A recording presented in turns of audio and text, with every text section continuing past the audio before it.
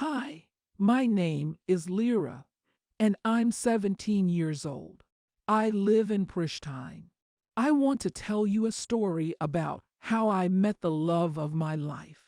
When I was 15, I opened my first social media account. I didn't have a lot of followers, but soon a lot of my friends from school started following me. I had a lot of friends, most of them from my classroom and my neighborhood. But my very best friend is my cousin who also goes to the same school as me. Her name is Rena, and we live close by. She has always protected me since we were little. If anyone at school talked about me poorly, she would go and make them stop. That's why I loved her so much. She was like my big sister that I never had. I'm the only girl in my family. I have two twin baby brothers. So I'm the oldest kid who takes care of everyone. My parents were usually working late. My mom was a nurse, and my dad worked as a policeman. They were hardworking people, but sometimes I missed having them home. I felt as if I had to do everything, and I was still a teenager. I loved visiting my grandmother. She lived in the village in a beautiful tiny home. As soon as school was closed, I was on my way to my grandmother. That was my happy place. My grandfather would often go to Switzerland. He worked there until he retired. Whenever he came back from Switzerland, he would bring me the most beautiful gifts and chocolate. Some would say I was spoiled. I sometimes feel like that too. So let's get back to how I met my dream guy. Rena had a lot of guy friends. She talked to them online and said that I should meet some of them. But I was young, and I always told her no. My parents were strict, especially my dad. So the most crucial reason I didn't want to talk to any guy was my parents. Imagine if they found out.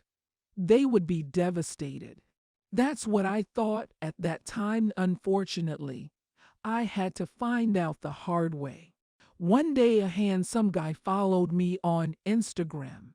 When I checked his profile, Rena also followed him. I thought he must be one of her many friends. So I asked about this particular guy. He seemed precisely my type, tall, handsome, and blonde. I know most of the girls like brunette guys, but not me. I was sure he didn't go to our school because I wouldn't miss a beauty like that. I followed him back, and I asked Trina if she knew him. She said he's older than us, which was a red flag to me. If I ever started dating someone, it would be from my school and my age. I didn't like boys older than me. That was about to change, and I didn't know it. So I completely forgot about the handsome blonde. It was the end of the school year. We were so close to finishing elementary school, and I would soon be a high school student. I was so excited about that. But mostly, I was excited about my summer holidays. I had it all planned. I would go to my grandmother's and sunbathe all day. I look so beautiful when tanned. I love it. My green eyes look even more beautiful with chocolate skin. I didn't take much care of my body, but I liked running, so I guess that helped me not gain weight. I heard girls from my class talking about diets and going to the gym to lose weight for prom night. I didn't have time to go to the gym. Oh yes, I forgot to mention prom night. Most of the girls were obsessed over for months, trying to find a good dress. They even dyed their hair, which was shocking to me. We were only 15 back then. I'm 17, and I still haven't dyed my hair. So prom night came.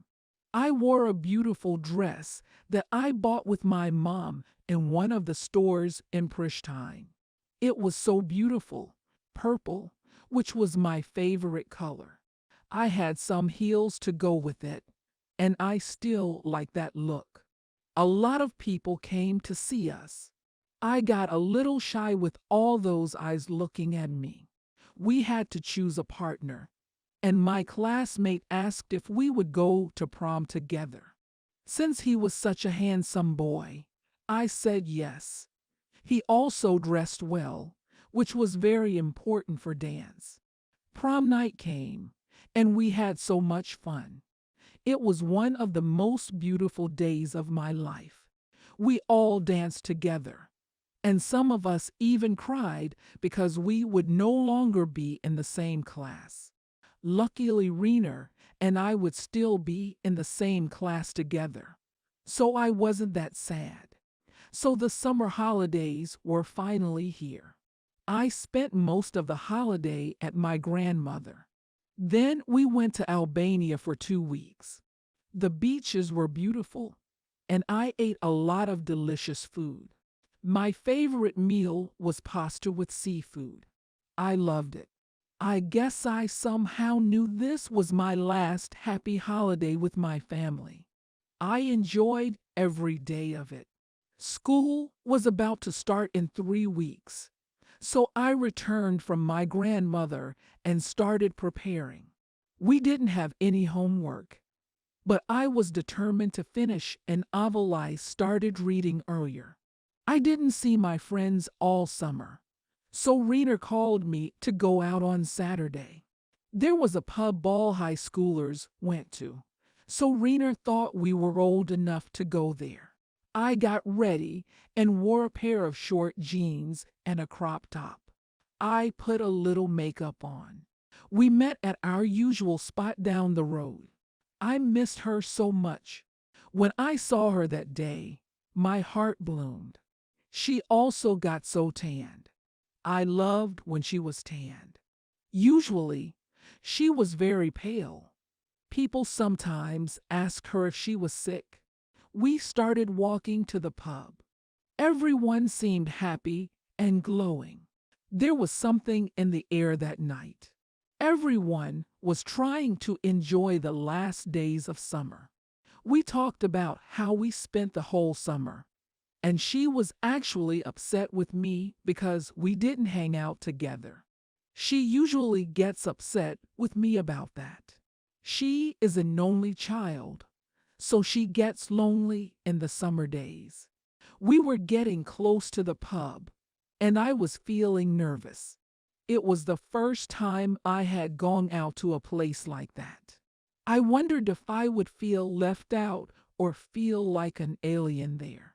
It looked so crowded from the outside. People were waiting in line to get in. Apparently, we were late because everyone was already there. When we entered the place, I felt some eyes looking straight at me. Surprised, they looked at me like they had never seen a young girl. I got shy and I blushed. Then I saw a familiar face. It was the handsome boy, Reena's friend who followed me on Instagram. He looked even better live. He looked at me for a short moment. Then he got lost chatting with his friends. But there was more to that look. It was a look that said, "I'm happy I see you here tonight." We didn't have a reservation or a place to sit, so we waited for some time and then saw some of our friends from class. We said hello, and they welcomed us to their table. Reena was more friendly with them. I liked them, but when I had Reena, I didn't need any other friends. The music was loud, so it was impossible for us to have a chat. Everyone seemed to enjoy themselves, and they were all dancing. The music was great. Pop and R&B are my favorite styles. I told Reena I wanted to go to the bathroom, and she then showed me where the bathroom was. I remembered the exact moment like it was today. I was headed to the bathroom when I felt a hand grabbing my hand all of a sudden. It was someone from behind. When I returned, there he was. It was him. I said, "What are you doing?" And I took my hand away. He then came closer and whispered in my ears. He said, "I thought you were lost, and I wanted to help you." I completely froze and went straight to the bathroom. My body was shaking. I couldn't figure out if I was angry or happy that he grabbed my hand like that. When I went outside, he wasn't there anymore. I saw his friends, but apparently he was gone. We stayed a bit more, and then I told Dreener I wanted to go home because I wasn't feeling very well. The truth is, I just wanted to go home and forget all about this night. I had mixed feelings about what had happened. How could he just come and do that? I was feeling frustrated. I got home and went straight to bed. 3 weeks went by fast, and we started our first year in high school. I was so excited about this new adventure coming to life. I had all these hopes and dreams of what my future will be like. I was so motivated to learn and be the best version of myself. I had completely forgotten about the boy from the night before. I bought some new clothes for the first day of school, new backpack and shoes. I was thrilled. The first few weeks went by fast. It was so hot even though it was September. Then, one day as I was going to my gym class, I saw him. My heart dropped. I didn't know he went to our school. Why didn't I see him before? He didn't see me, and I never walked faster to my class. I asked Dreener if he goes to our school, and then she started laughing and said, "I knew you liked him." Of course, I blushed, and then she started telling me about him. She said that he had gone to a private school before, but because of his bad discipline, they expelled him. He was 17, and he will graduate from high school this year. He seemed the rich, handsome type who knows no boundaries and is privileged. That's what I thought at that time. But things were about to change, and I had no idea. The next day I put extra care into my looks and clothes. What if I see him and he sees me? Then I would debate myself. I don't even like this guy. Why am I doing this? I didn't see him for the remaining week. We were in the same school. I don't know how was that possible. It seemed as if he was hidden. Over the weekend, I got an Instagram from him saying, "Did you miss me?" I didn't know what to say, and I didn't even open the message. He was used to getting what he wanted. I wasn't going to be his following girl toy. Then, suddenly, I saw him everywhere I went, in the school cafeteria, in the alley, while going to classes.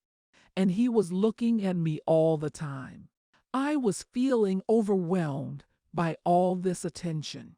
I pretended I wasn't seeing him, but sometimes my face would lie, and I found myself smiling at him. Weeks passed by, and he was still doing those little games. I remember feeling so powerless, I couldn't do anything, yet he had control of my mood. One day he didn't come to school. That day I realized how much I missed seeing him. I liked him so much that I couldn't accept those feelings. I was walking on my way home, alone, and then I heard someone calling my name. I don't have my glasses on, so I do not see clearly. Then as the person gets closer, I see it's him. He approached me and said, "We never officially introduced each other. My name is Art." I stuttered, and I told him my name. He then walked me to my house. I was feeling so nervous. He asked me many questions, and I was so silent all the way home. We were close to my house, and I told him he should stop there because I didn't want my family to see him. He kissed my cheeks, and I could smell his perfume. I thought about that moment the whole night, and I couldn't sleep. How could I sleep? We started hanging out every day. He would walk me home, even though his house was on the other side of the city. I started falling in love with him, even though we had only met for a few months. I felt so secure and close to him. He was all I could think about. I took a nap after school when my mom entered my room screaming at me. I thought that someone had died or something terrible had happened. She told me she knows that I'm in a relationship with some guy named Art. At first, I denied it, but then she told me about Art's family. She said terrible things about how his father is involved in criminal activities, and my heart broke into a million pieces. I knew he had some problems with his dad, but he never told me about these things. I said to my mom that this is not true. They are all rumors, and my Art is so kind to me. He cannot be bad. I started crying, and my mom said I was grounded for 1 month, and I could never see him again. She took my phone, so I would stop texting him. I was devastated. The next day at school, when I saw Art, my eyes were full of tears. He wanted to come and hug me as always, but I said, "Please don't." Then I explained what had happened and how I wasn't allowed to meet up with him anymore. He begged me to stay. He said that he'll come and talk to my family.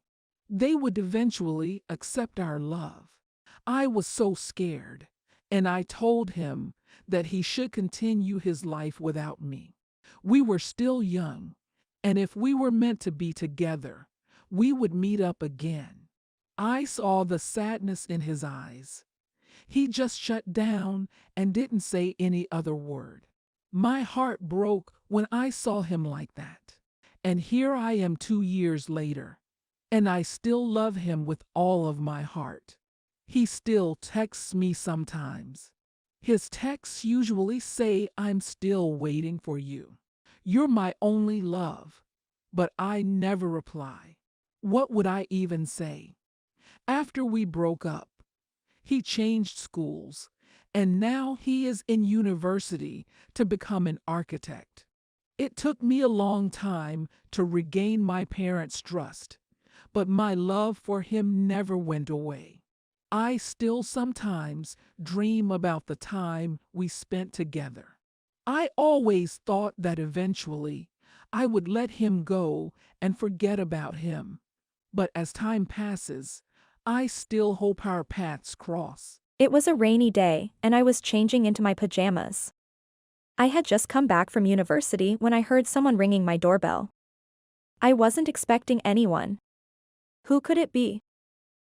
Haley, an 18-year-old who had just started university. That's me. I come from New York, where I lived all my life with my mom, dad, and 3 sisters. I hated the fact that we were a big family. Especially being 4 girls in the same house and about the same age. Every day of our lives was chaos.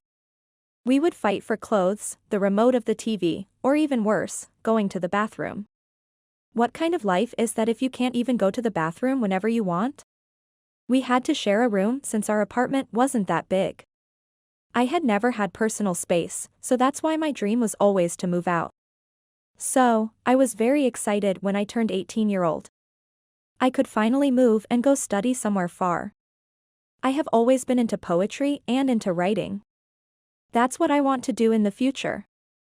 That's why I decided to move to Baltimore, the city where Edgar Allan Poe House Museum is and where he died. The greatest and my favorite writer of all time. It hasn't even been a year yet since I moved here.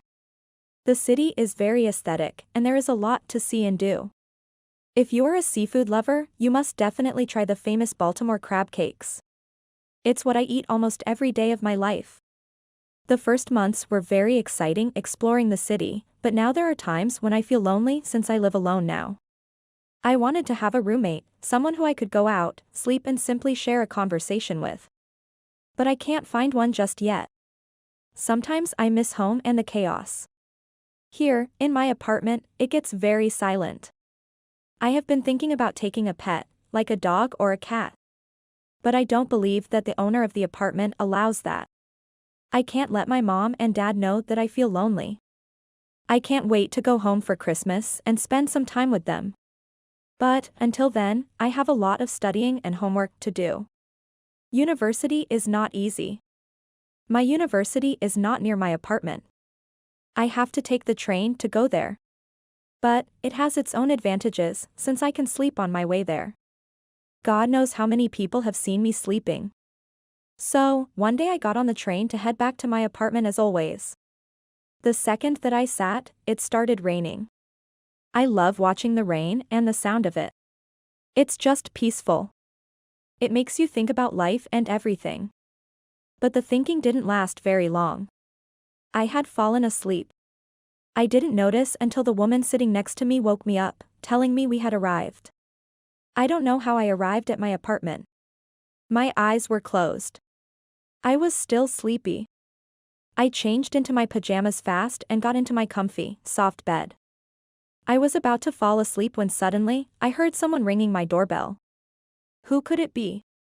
I wasn't expecting anyone. I took my phone and looked at the date, thinking it could be the owner asking for the rent money, but no, it wasn't the time yet. The ringing wasn't stopping. It ruined my sleep for the day. As I got up, I heard someone running fast in the hallway. I opened the door, and there was no one. Me, thinking, the kids next door are trying to prank me once again. As I was closing the door, I noticed something on the ground in front of my door. It was a bouquet of flowers with a note on it. Who had brought me flowers? The first one to cross my mind was a guy at my university who talked to me recently, but he had no reason to bring me flowers. He hasn't even asked for my number. Had he been into me all this time and I didn't notice? He was the most handsome boy in the university. All the girls like him. This was weird. I took the flowers and put them inside the apartment. The flowers were so pretty. I was so in love. I took the note to see what it had written, and it said, "I wish I could see the look on your face when you saw this little surprise. Enjoy." This little surprise changed my whole day. I couldn't sleep anymore. I quickly put on the vase and the water so the flowers won't die. I let them by the window of my bed, so the light could reach the flowers. I couldn't stop looking at them. This was the first time that I had ever received flowers. But, I still had no idea who was behind all of this. I couldn't wait to go to the university the next day and see if the boy who had been talking to tell me about this. The following day had come. It was a beautiful sunny day. I went down to the coffee shop near my apartment, ordered my usual, and waited for the train. There was a smile on my face. The bartender of the coffee shop, who sees me every day, noticed that too. It's crazy what a little gesture can do. I went on the train on my way to the university. The boy I told you about always waits for me outside the university. We have classes together. He is the closest friend that I have had since I moved here. And there he was that day too. Waiting for me. Is he going to tell me that he had brought me flowers? We'll find out. We met and talked like usual. We went into our classes and even had lunch together. But, the boy didn't say a word about the flowers. I couldn't be the one to ask him. I didn't want to sound desperate. That was day one of me not finding who had bought me flowers. The curiosity was killing me. I had asked the owner of the apartment and everyone who had worked in the coffee shop if they had seen anyone with flowers going up to my apartment. The answer was no. The flowers had gotten rotten and I had to throw them out. The only thing left was the note. The note. Why didn't I think about that before? I could take the note and compare it with the boy's writing I was spending time at the university. Since he was not mentioning anything, I told him that I needed some of his notes for studying. The minute I went into my apartment, I took the note in the flowers bouquet and began to compare. The handwriting wasn't even close. Now, I was lost and had no idea who it could be. I brought the notes back to my friend, who got news for me. He said that he had been dating a girl from our school. Yeah, he was definitely not the one who had sent me the flowers. I noticed that I had started becoming obsessive over finding this guy, but finally, I had decided to let it go. It was affecting my life and my time. Just when I forgot about it, one day, as I was getting inside my apartment, I saw that somebody had left me flowers outside my door. Again? I didn't have time for this. It was exam week. I brought the flowers inside, and there was a note once again. I opened the note. Somebody had written an address and nothing else. What was I supposed to do with this? I searched for this address on Google, and it seemed like it was an address of an apartment just some blocks away from where I was living. Who was this person?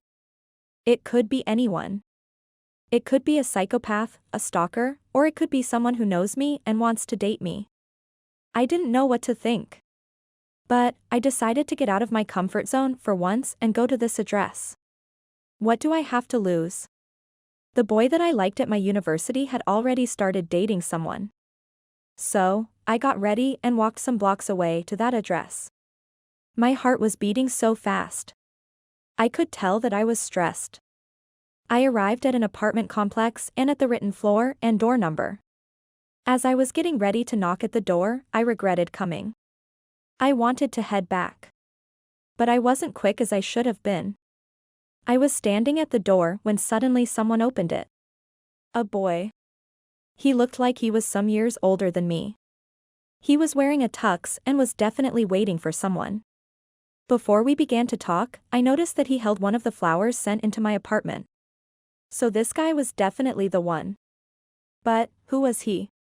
He looked confused, seeing me, and asked me who I was. 100 thoughts were running through my mind, and I could tell that my cheeks had turned red. How come he didn't know me but sent flowers to my apartment? I explained everything, and the boy seemed to feel bad and told me that the postman must have messed up the address. The flowers weren't meant to be sent into my apartment but another girl's. This was the most embarrassing thing that had ever happened in my life. I didn't want to stay even a second longer there, in front of that boy. But, he felt sorry too, and insisted that I would go in and drink something. He said that it was the least that he could do. I wanted to hear the story behind those flowers, so I went into his apartment. His name was Harry, and he lived alone too. His apartment was clean and very well furnished. There was a dining table there, and it looked like Harry had cooked. There were roses and candles everywhere. I asked him, "Are you waiting for someone?" It looked like I had come in the middle of something. Harry said, "Not anymore." He told me that this dinner was supposed to be for him and his girlfriend. But, just some hours before I arrived here, they broke up. Harry said that he had found that his girlfriend had cheated on him. I felt terrible for Harry because he seemed like a lovely guy. He was about to cry while talking, then got up and began to clean the table. Harry was just a stranger, but I wanted to make him feel better. I know how it feels when someone breaks your heart. So I told him that I would eat the dinner that he had made. It shouldn't go to waste. Plus, it looked delicious. There were slices of pizza and spaghetti with meatballs. Exactly what I want. We both sat at the table and began to share pieces of our lives. Harry was from New York too and came here to study. We found out that we had a lot of things in common, except that I didn't know how to cook. Harry was an excellent cook. Hours had gone by, and we didn't realize that it had become midnight when suddenly the apartment's power went off. It was for me to head back to my apartment anyways. Harry walked me since at night the streets get dangerous. After we said goodnight, we gave each other's numbers, and from this day, we continued texting every day. Days had gone by, and there wasn't a day that we weren't meeting and spending time together. We would go by train to university and come back together. He was the friend that I never had. But then winter break finally got us, and it was time that each of us headed home for Christmas. Christmas is my favorite holiday, and it should be spent with family. I couldn't wait to meet Mom and Dad. Harry was heading back to New York too. So we got on the same flight and finally arrived home. I remember it like it was today. It was freezing and snowy. We said goodbyes because we wouldn't see each other for weeks. I took a taxi and went home. There's nothing better than your own home. I hadn't been gone for a long time, and it already looked like my sisters had grown up. I didn't want to spend the time I had on my phone, but I couldn't help but think of what Harry was doing. Why was I thinking of Harry? I was missing him.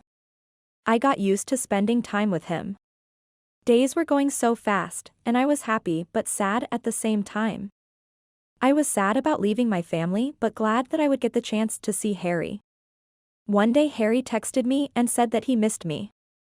Little did he know that I was missing him too. I booked my flight back to Baltimore, and I was waiting at the airport for Harry. Then, here he was. Smiling, running towards me. He was looking so good. We hugged and then shared a little kiss. Both of us were confused and decided to not talk about that. As we were on the plane, Harry thought of a brilliant idea, that we should move in together. His excuse was that we would pay less for rent, but we both knew we were catching feelings for each other. I don't know what will happen with us, but it's crazy to think how love finds you in the most unpredictable place and time. We're excited to find out what the future holds for both of us. My Mom and I. Please, real story animated. Make my story animated.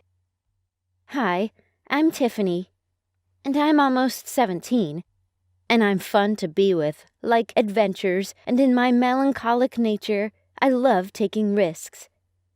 But I don't tolerate it when I'm underrated or intimidated. I love my parents, honestly. The open secret remains that their incompatibility is nothing good to write home about. And that's what kills my joy most times. Dad has always complained about Mom's infidelity in their marriage. The last straw that broke the camel's back was on one fateful day I was right in my room while I believed that Mom had already gone to bed. And for all we know, Dad was gone for a business trip in Australia, and we expected his arrival in 2 days' time. Suddenly, I began to hear a manly voice in Mom's room. Could Dad have come back by this time? Oh no! I called Dad's line, and his autoresponder responded that he was in a meeting. That means Dad isn't in town. Then who is this man that I'm hearing his voice in Mom's room? Then, in my suspense mood, I drew nearer to Mom's door to hear this voice better, and lo, it was the black bug guy I normally see Mom drop off whenever she came to pick me up from school. Oh, really? I guess she decided to bring this big guy, Mr. Frank, home tonight, because the dad isn't at home. I can hear the romantic voices and actions, unlike Dad, who isn't perfectly romantic. I started peeping through the door handle. I could not believe my eyes. As cool as the evening was, Mom's body was so inviting to Mr. Frank that he couldn't hold his emotions anymore. And then he made a move towards her. Suddenly, they were already floating on the cloud, gazing into each other's eyes. Frank gently pulls her so close to his daring heart, hoping they do not part ways even for a second. As Mom wrapped in his arms, imagining them taking a journey into time together, breathing passionate words of love into his ears. Like a bolt from the blues, his fingertips stroke softly throughout her hair with such divine affection and care. Frank's body, creating heat of passion, building within, emitting vibes that erupt deep down her gentle soul. and wrap her in his arms, imagining eternity. As he felt the smoothness of her skin, his mind fantasized as their bodies interlocked in the sea of emotions, creating much energy and passion, heating up deep down their souls. The response was too real for Mom to believe this is happening to him. I can see that from Mom's body language. She softly said to him, "Frankie, come and be lost within me forever. I feel myself being a part of you from the onset. That I dragged you into the car has been all about Frank inside my mind, and the seconds fleet into minutes, minutes ticking into hours, and the hours clicking into eternity. It's just a fantasy with such a wonderful design as we both float downstream to where we could be." He kissed her so passionately, holding out dreams of daring chances as I feel like flying on angel's wings with you. Frank whispered to her succulent ears, just as the cool morning breeze gathers where shadows will be at sunrise. He held her hands with lips locked in unison until they stroll into the path of scented bliss, till the dream ends in the terrestrial sky before the cock crows. Oh my goodness, I realize that I've actually been stooping all night in front of Mom's door, following every bit of their moves. I was lucky enough. It was a Saturday morning, and I dozed back to my room because my sleep was actually deprived of me by the two lovebirds. With the look of things, Mom seems to feel very much safe and cared for with Mr. Frank. Then I began to understand what the bone of contention may be in my parents' soured relationship. Mom really needed a man to care for her and treat her like a queen she is, and not business conference today, business meeting tomorrow. That fateful Saturday morning, I was woken up by the shouts and voices of grievances and anger. And I heard my dad's voice very clear, roaring like a lion, just as usual whenever he is scolding at Mom. I was getting confused more this time. Did I mistake Dad for Mr. Frank? Just as usual, I crept out of my room. This time, Mom's room was not locked. It was wide open. No, it can't be. I have never seen Mom and Dad in such atmosphere of emotions and bond before. When I came close to her room, I saw him. It was Dad. I greeted both, and of course, I didn't expect them to respond to my greetings anyway. They continued in exchanging words. Then I knew there is a fire on the mountain because Dad came back with an early morning flight. He said on getting to Australia, the meeting was held in a jiffy, and he had to make his way back to the state. Then I heard Mom screaming, "Go, go, go!" I'm tired and fed up with all these. It's over between us. That was how Mom and Dad got separated. Then, according to the law, I live with my mom till date, believing that someday a miracle will happen and both of them will come together again. However, I love my parents. I just needed more. More care, more attention, more love, and more togetherness. Sincerely, when I see other kids together with their parents go on vacations, shopping, sports, and all that, I feel jealous. During my 16th birthday, I wished I could get all I wanted in my parents. The atmosphere was smiling at me as I blow out the candlesticks, standing in front of a gigantic cake with my both parents standing beside me. One on the left and one on the right, and then they both handed over something wrapped in a gift bag. What could it be? I thought aloud. Wow, it's a phone! I mean, 2 different lovely phones. What a birthday!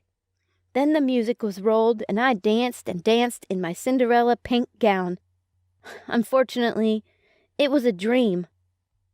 How I wish this is not a mere dream, but a reality. But I believe in dreams becoming reality. I believe it will come to pass one day. Oh yes, It is my birthday. How I wish it would be celebrated in a grand style. It is funny because when I turned 16, my mom promised to buy me a phone. I kept reminding her about that until one day a strange event that I couldn't understand. Something happened after turning me around a couple of times, and for my 16th birthday, my dad wanted to buy me a phone, but my mom never wanted to see me with him or allow him to do anything for me. Note that my mom is this type of independent woman. She insisted that she wants to buy it for me, and I was happy because finally I'm going to have my own phone. On my birthday, Mom did not throw any party around for me. All I got was an early morning pat on my back and whispering, "Happy birthday, my little angel. I promise I'm going to get your phone today." Wow!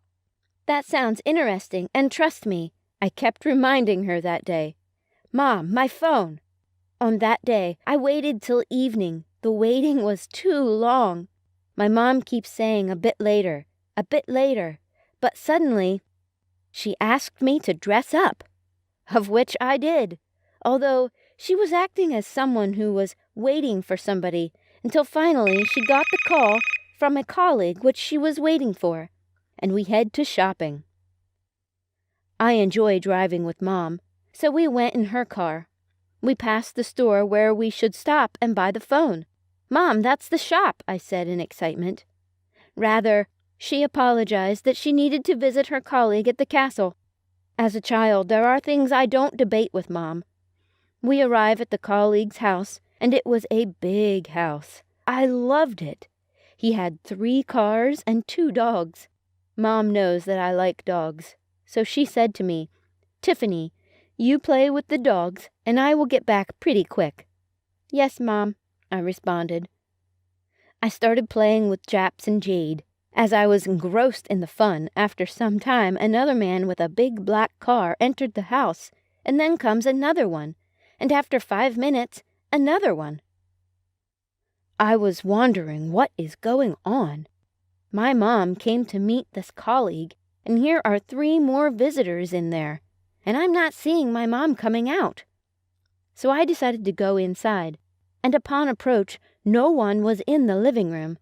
It was silence except the weird noise coming from far away, and it sounded like someone is clapping. One door was opened in one of the rooms, but all of the rooms were dark or less lighted, and I came closer and called Mom. No one answered, and then I came even closer, and the clapping sound started increasing. Clap, clap, clap, and sometimes even faster, clap, clap, clap. And then I heard someone saying, "Yeah," and again, clap, clap, clap. And then I heard the voice of Mom saying, "Yeah, yeah, ah, you are good." Then she increased the speed of the exclamation, "Yeah, yeah, yeah, yeah! Oh, thank you, yeah, yeah, and finally, yes! Let's do it," I thought. This is a fight, or what's going on? At this moment, I called loudly, "Mom, are you okay?" Everything stopped, and they all get out saying, "Yes, let's do it. Congratulations." But then I asked Mom, what was that clapping noise? And all that she said was, I pitched them an idea for a startup business, and yes, they agreed to fund the project. But then one thing that got me thinking was the physical appearance of the 3 men. They were sweating profusely, looking like men that just engaged on a physical combat, sapped of all their energy with this post-ejaculation, their minds numbed down, tired, and walking slowly, gulping down some drink. Immediately we went to the store, but while we were going, I asked her what were those weird noises, and she said it was nothing serious. They were all excited. And yes, I know she was excited because when she got out from that room, she was a bit reddish in her face somehow, and her voice was cracky, because she really shouted so much. My mom also told me not to discuss what happened with anyone for any reason. I knew she was warning me about this because of my dad. He calls me every 2 days to know what's happening around Mom, and she also told me that this need to be kept secret forever. Forever? Why is she holding this event so tight? For me, I see no big deal in it. Oh, but I will adhere to her instructions. With my sense of curiosity, I also asked her, why are all her colleagues men? There is no other female amongst them except you. She responded that they couldn't make it that day, but would come in the next meeting. I'm glad that finally my mom is happy, and she's going to make her dream come true. And I've got a new phone. But what was weird is that my mom never started that business, and now we are almost 1 year from there. This also means that my phone is 1 year old, too. But I hope she will buy me a new one when I turn 17 next week. What do you guys think? What should I do so my mom will buy me a new phone? Please, like this video if you think it was not a business consultation. And leave a comment if you think it was something else going on. I am Maria, a teenager who had just gone back from the last day of school. Summer break had officially started. It is the beginning of my freedom. I'm sick and tired of getting up early every morning, so I put the sign outside of the door of my room. Don't disturb me. I wanted to enjoy my first day off as much as I could. I put on the curtains so not a single ray of sunshine comes into my room. And yes, I am that type of person that puts airplane on my phone, so no text. No call could ever disturb me. I've had a cooling fan in my room because it would get so hot, but it didn't make a difference. The hotness of the room was almost destroying my peace. I've had my eyes closed, but I could still feel the sun getting in my face. Had my sister come to my room again and put the curtains up. Then, suddenly, someone splashes some drops of water on my face. I thought it was definitely my sister, and she was trying to prank me. But I could feel deep inside me that I wasn't in the mood for jokes and playing around. I just wanted to sleep 5 more minutes. But then, the drops of water were frequented. I could hear the sound of the water, too, like my whole room was filled with water. Had I forgotten the water in my bathroom? I took a shower just yesterday. Finally, I decided to wake up. Apparently, the universe doesn't want me to get a full sleep. I could barely see. The sun was in my eyes. The room had gotten so bright. After times of rubbing my eyes, my body seemed to feel like it was moving. What was happening to me? You would never guess what I witnessed next. I opened my eyes and noticed that I was on a little piece of wood in the middle of the ocean. I was shocked and fell into the depth of the sea. This woke me up but scared me at the same time. Thank God, I am a good swimmer. I got out of the water so fast and returned on that little piece of wood. A million questions were running through my mind. How did I end up here? Was I on a family vacation and my boat crashed? Did I lose my memory? Because the last thing I remember was falling asleep in my own bedroom. I sat on that little piece of wood, my body dripping in water, thinking if this was real life. I pinched myself, and I could feel it. This was my life now. Unfortunately, the waves were moving the piece of wood where I was staying, and I had begun to see the shore. I got to see what was waiting for me. It looked like I had arrived on an island. I wanted to reach land as fast as I could. I jumped in the water and swam fast. The water was crystal clear. I could see the fish swimming around me. It was beautiful and scary at the same time. There could be sharks there. I swam to the shore, and I finally touched the sand. The sand was hot, and I could barely stand on it. I came closer to a tree's shadow and stayed there, thinking of where I could be. There was nothing in front of me except the endless ocean. I looked around, and the sand looked like it hadn't been walked on. Was I alone here, with no one to help me? I decided to walk around and scream. Help, maybe someone could be here to help me. But no one seemed to hear me. It was silent, and all I could hear was the birds singing. I didn't want to panic just yet. I took some leaves from a tree and wrote in the sand, "Help," the typical cry for help. I felt like I was stuck in a movie, but there was nothing else that I could do. I waited some hours, and no help showed up. I had already had no energy left inside of me. I was getting hungry and thirsty. There was a big forest behind me. It had a lot of trees, and it looked dangerous. God knows what kind of wild animals can be there. But if I don't go into that forest and find something to eat, I'd starve. So I went in, even though I was scared. The trees had made shadows,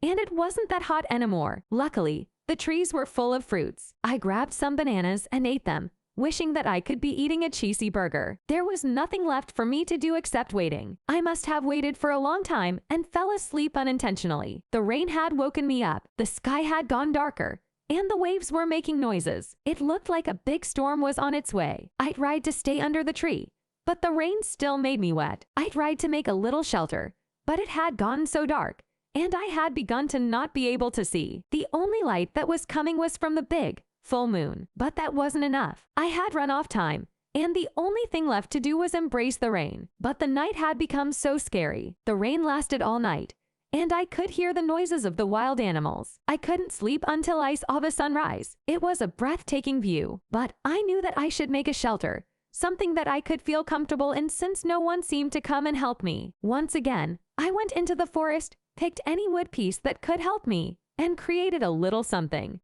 where I could sleep and feel a little bit comfortable. Weeks had gone by, and I had forgotten how I looked, how it felt to sleep on my comfortable, soft bed. I had forgotten how it is to stay on my phone and scroll for hours. I was missing my old life forever, but now I had changed. I had started to be less scared. I continued to go into the deepest part of the forests. I was trying new fruits and creating even big shelters. So one day, I decided to go to the end of the island and find out what was there. It could be people, and I wouldn't know. I thought it'd be better to try and die than just standing around doing nothing. Walking into the island had become harder with every step. There were ponds and lakes. As I walked, looking left and right, a group of little monkeys passed my way. I had never been that close to a monkey before. They were harmless and very curious. They would touch my body and hair. But it got me thinking, if there were monkeys, there could be any other wild animal. As I wanted to get back to my place, my little shelter, I heard something, a burst of laughter. Had I gone crazy and was hearing voices? It was definitely the sound of a girl laughing. I stopped walking for a minute in silence so I could hear better. Yes, I was definitely going crazy. There was no one. Just when I wanted to continue my journey, I heard someone yelling in a fun way again. I decided to follow the voice when suddenly I saw a house, a tiny wooden house. No one was there,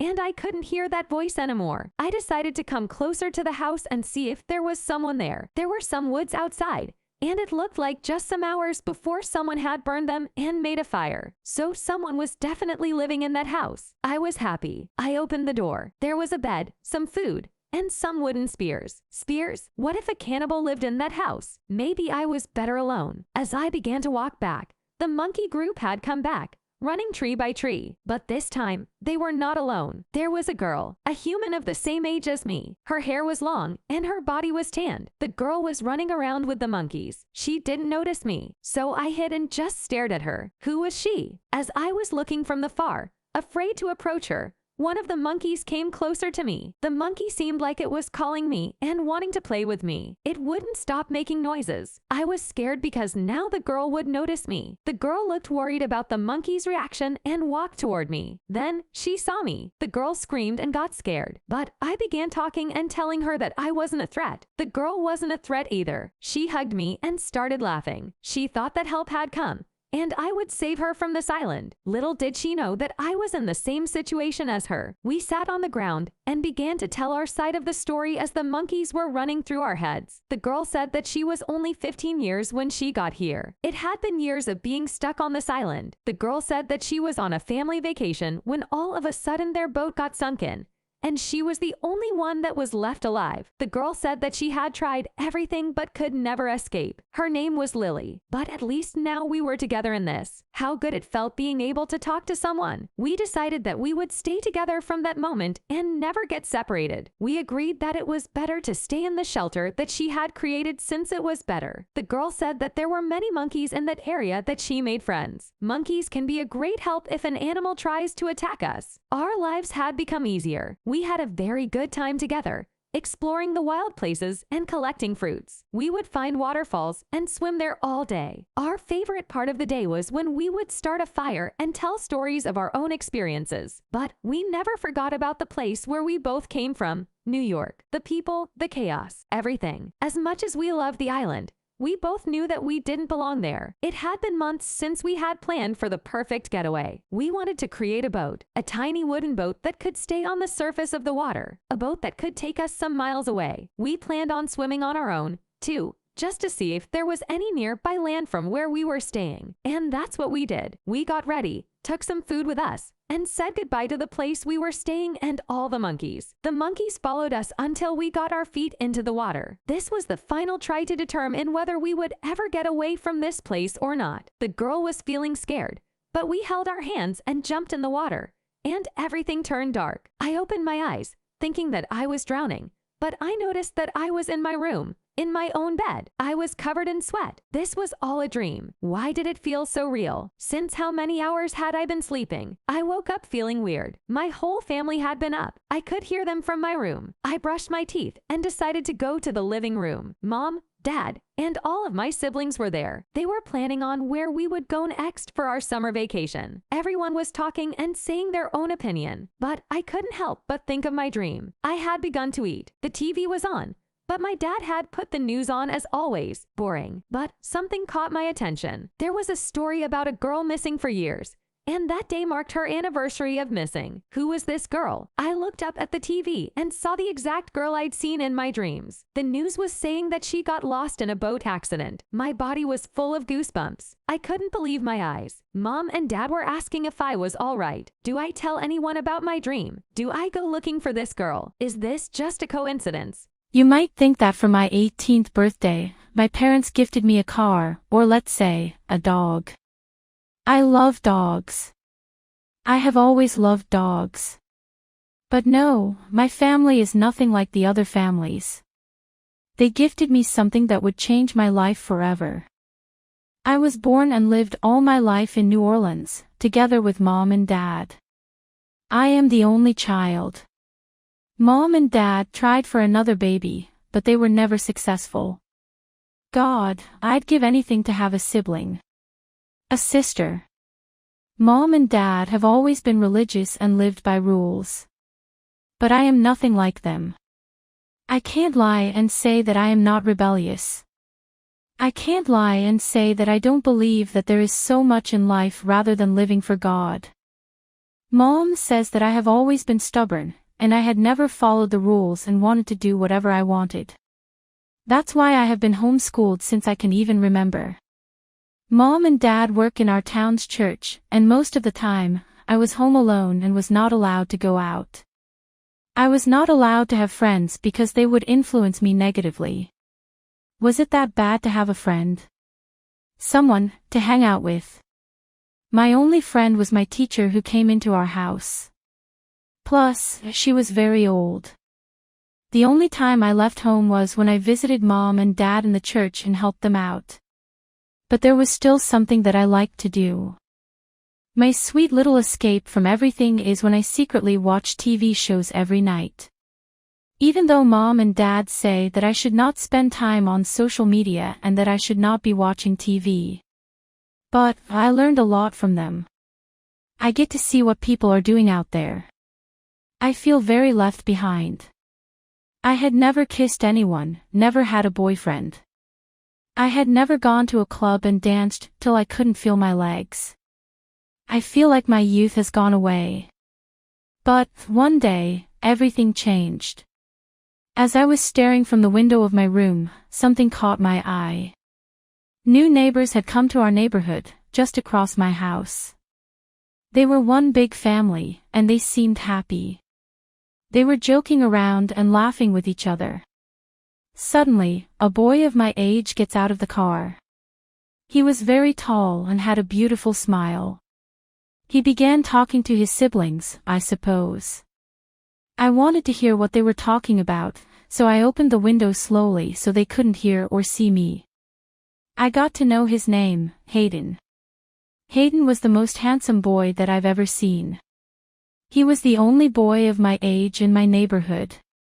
As I looked at him, a bird came fast flying towards my room window, and I screamed. It scared me. The neighbors must have heard me and asked me if I was all right.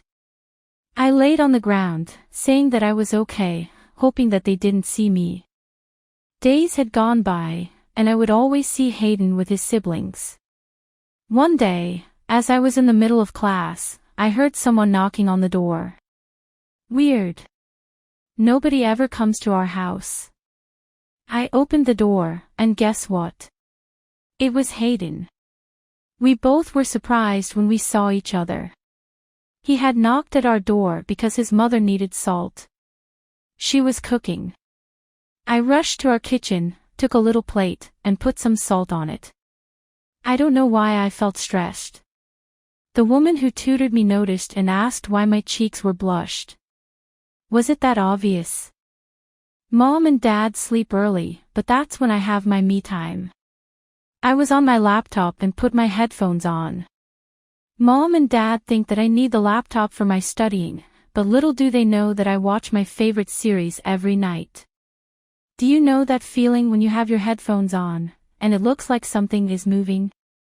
Like noises are coming from somewhere.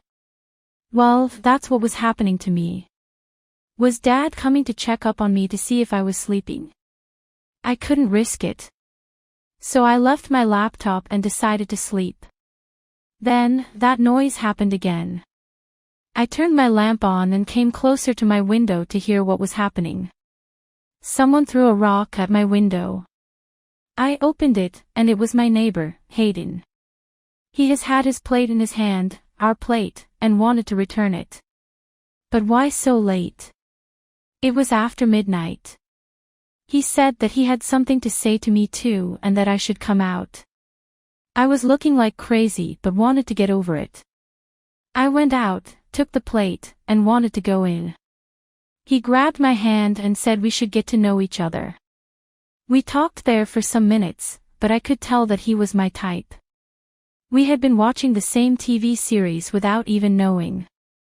Dad must have heard us talking because he came to the door telling me, angry, that I needed to get back to my room.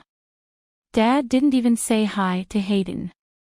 Dad told me that I shouldn't be not talking to that boy. Why wouldn't I? He seemed like a good friend. I thought my life was terrible, but I didn't know that it could get even worse. I was excited that I was going to turn 18-year-old. Maybe now I could move out and live exactly how I wanted. But I didn't know that Mom and Dad had already planned my gift. Not just my gift, but my whole life. I blew on my birthday candles, and my parents said they had a surprise for me.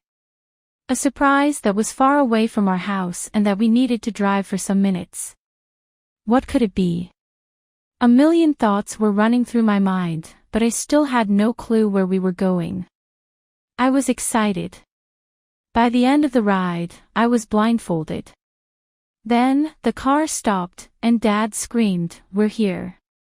They took off my blindfold, I opened my eyes, and the first thing I see is a massive, old building. There was a big cross on top of the building. No one was around, and I had no idea where we were. Mom and Dad said that we had arrived at a convent. I turn 18-year-old, and all I get to do is visit a convent. I didn't want to complain. Mom and Dad were happy, laughing all the time. I acted like I was enjoying it too. Then, after some minutes of looking around the place, a group of nuns came and talked to us. They were respectful and made us feel welcomed. But Mom and Dad said that this wasn't the day's only surprise. They took me to a room where it was filled with nuns. They were praying. Dad waited for us outside, and I could tell that he got emotional. I couldn't understand why. There was a nun there, an old woman, who had some clothes in her hand, which looked like what the nun wore. She handed me the clothes and said, "Welcome." Mom noticed that I was confused and told me that they had applied and got me into the convent as a nun. I was still confused and did not understand what my mother was saying. I thought that Mom was joking. Since when did I want to become a nun? How about for once I make decisions on my own? But it was already settled. I couldn't go back anymore. The nun gave me the clothes and made me wear them. My eyes were full of tears. I was begging my mom to take me back home, but she looked like she didn't want to hear anything that I was saying. She said that I should accept this gift from God because otherwise, our family would be disappointed. She had brought a suitcase with the things that I'd be needing and said that she would come to visit me every month. And just like that, Mom and Dad left me alone in this convent. What did I do to deserve this? The nuns tried to calm me down and said that the first days were always the hardest. They followed me to the room where I would be sleeping. The building was massive and there were a lot of rooms. The hallways to the room were dark and scary. It barely had any windows.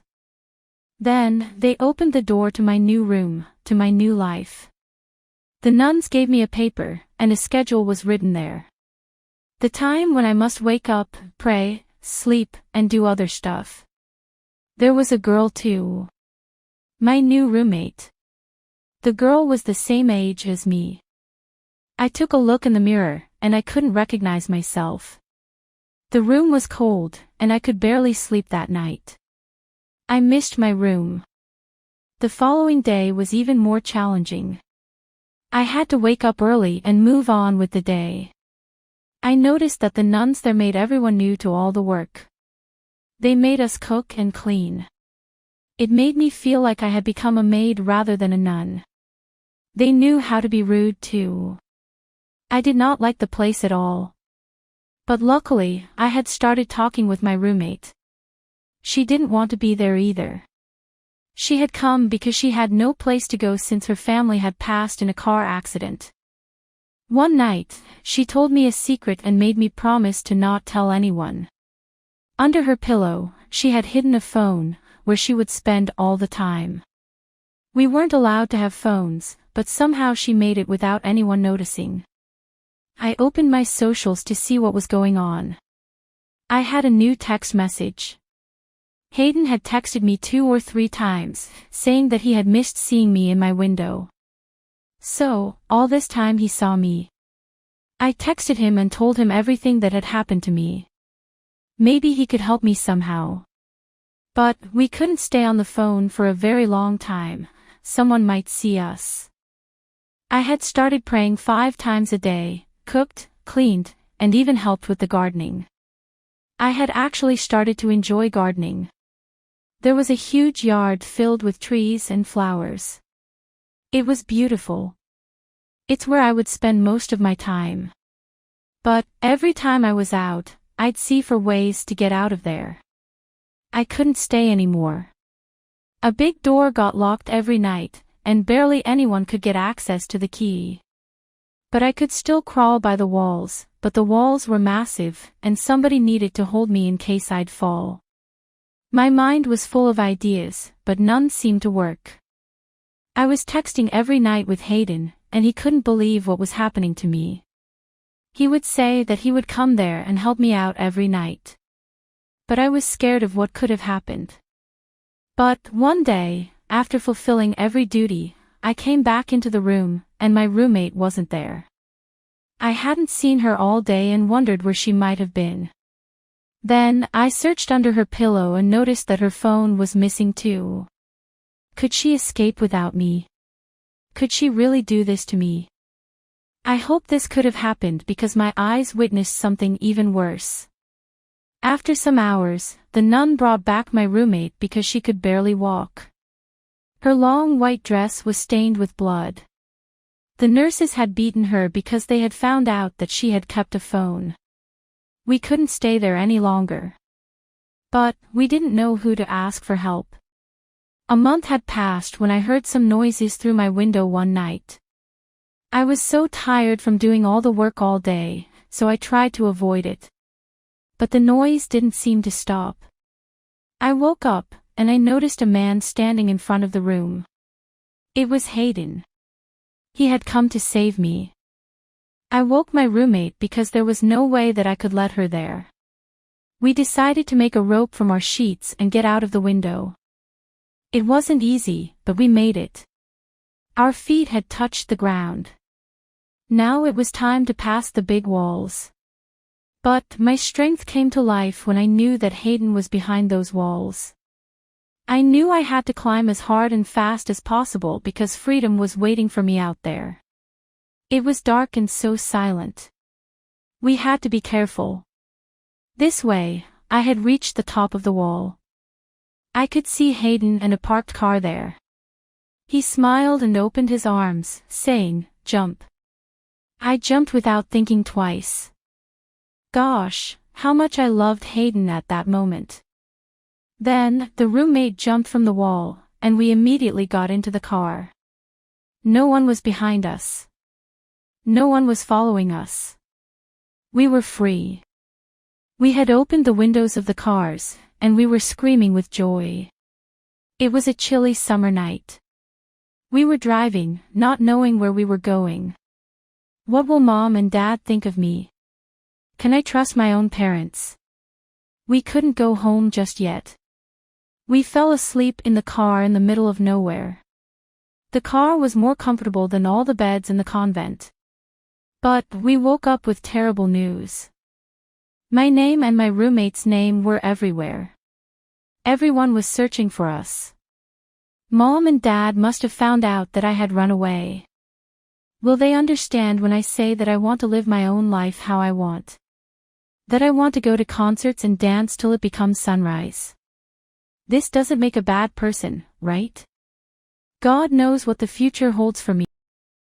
Hi there, my name is Melissa, and I am only 17-year-old. Before I begin with my story, I want to give you a glimpse of my life. I come from the beautiful city of Jylland. I was born and raised here. Our house is upon a hill, and you can see the whole city from it. The views are crazy, and the sunsets are breathtaking. The sunrises are beautiful too, but I am not an early bird. I love to sleep a lot, especially in the mornings. I barely go in time for school. So yeah, I don't get to see a lot of sunrises. I live with my dad, mom, and my little brother. But, we recently welcomed a new family member. It's my favorite member, actually, our little puppy. It was my birthday gift from Dad. I've always wanted a dog. I like to believe that our dog is happy here. When I am at home, I feel like a baby, my mom and dad kissing my forehead everywhere I go. Asking me what I want to eat, telling me to go to sleep. They still treat me like I am a child. My parents don't get it that I am a grown-up. When I go to my school, it is a whole different story. I am a teenager. I act how a 17-year-old should act. I am not the sweet daddy's little girl. I have just started my second year of high school, and my parents have no idea what goes on there. They don't know that there is not a single soul there that hasn't dated someone at least once, including their daughter. Me. Just like everyone else, I've liked someone too. But, this was years ago and I was very young. I gave my first kiss, not knowing what a kiss was. Since then, I haven't dated anyone. It's not that I am not wanted, but no one has caught my eye. Well, that's what I thought until one day. One morning, I heard my alarm ringing, and I looked at the clock. I decided to give myself some extra minutes and enjoy the sleep on my warm bed. I had stayed all night the other night, well, how couldn't I? The new episodes of my favorite show had been aired. Suddenly, I felt someone touching my shoulder and calling my name gently, and it was Dad. "Aren't you going to school?" he said. Well, yeah, Dad, I am, obviously. It was Monday, and I had to go to school. Why are Mondays always so hard? I hate it. I got up and tried to get ready, but I was already late. This wasn't the first time that I missed my early classes. My parents understand me when I can't wake up early, they don't say anything to me. But, this will for sure affect my grades. I wore anything that I could find. Clothes that were lying on the ground of my room, from the days before. Thinking about how I have to clean my room after school today. My mom will kill me if she sees how messed up my room was, but she is most of the time at work. Crossing my fingers that she would not go into my room today. At least I opened the window, so some fresh air would go in. Because I had eaten in my room the night before, it smelled terrible. I got out, and my parents had already left for work. I had to walk to school. It was windy and cold. Just what I needed. It was already a bad day, and I wouldn't be surprised if a group of stray dogs would follow me and try to eat me.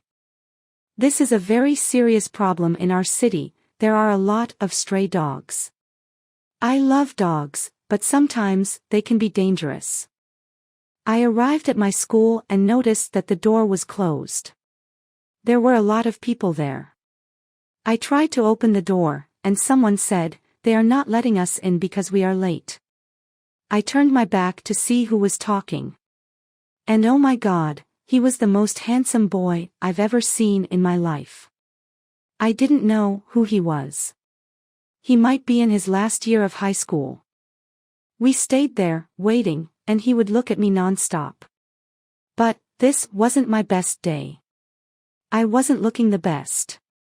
It was so cold, and I could feel my nose had turned red. Have I even brushed my hair? I am the most unlucky person alive. I was surprised at how he was looking at me. I was a mess. But then, he started walking towards me. He looked like he wanted to say something to me. But the bell had rung at that moment, and the door was opened. I was curious about what he was going to say to me, but the curiosity didn't last very long. When I came home, I had a new follow request. It was him.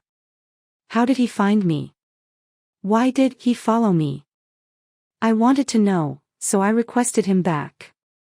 He accepted it within seconds. I am not even kidding, I spent a whole good hour stalking at his profile, and he apparently posts a lot. I learned a lot about him. He goes to the gym every morning before school. You should have seen his pictures, his body. He had posted with his family, and he had a dog. But I couldn't help but notice all the girls commenting on his pictures. Then, I stalked at those girls' profiles too.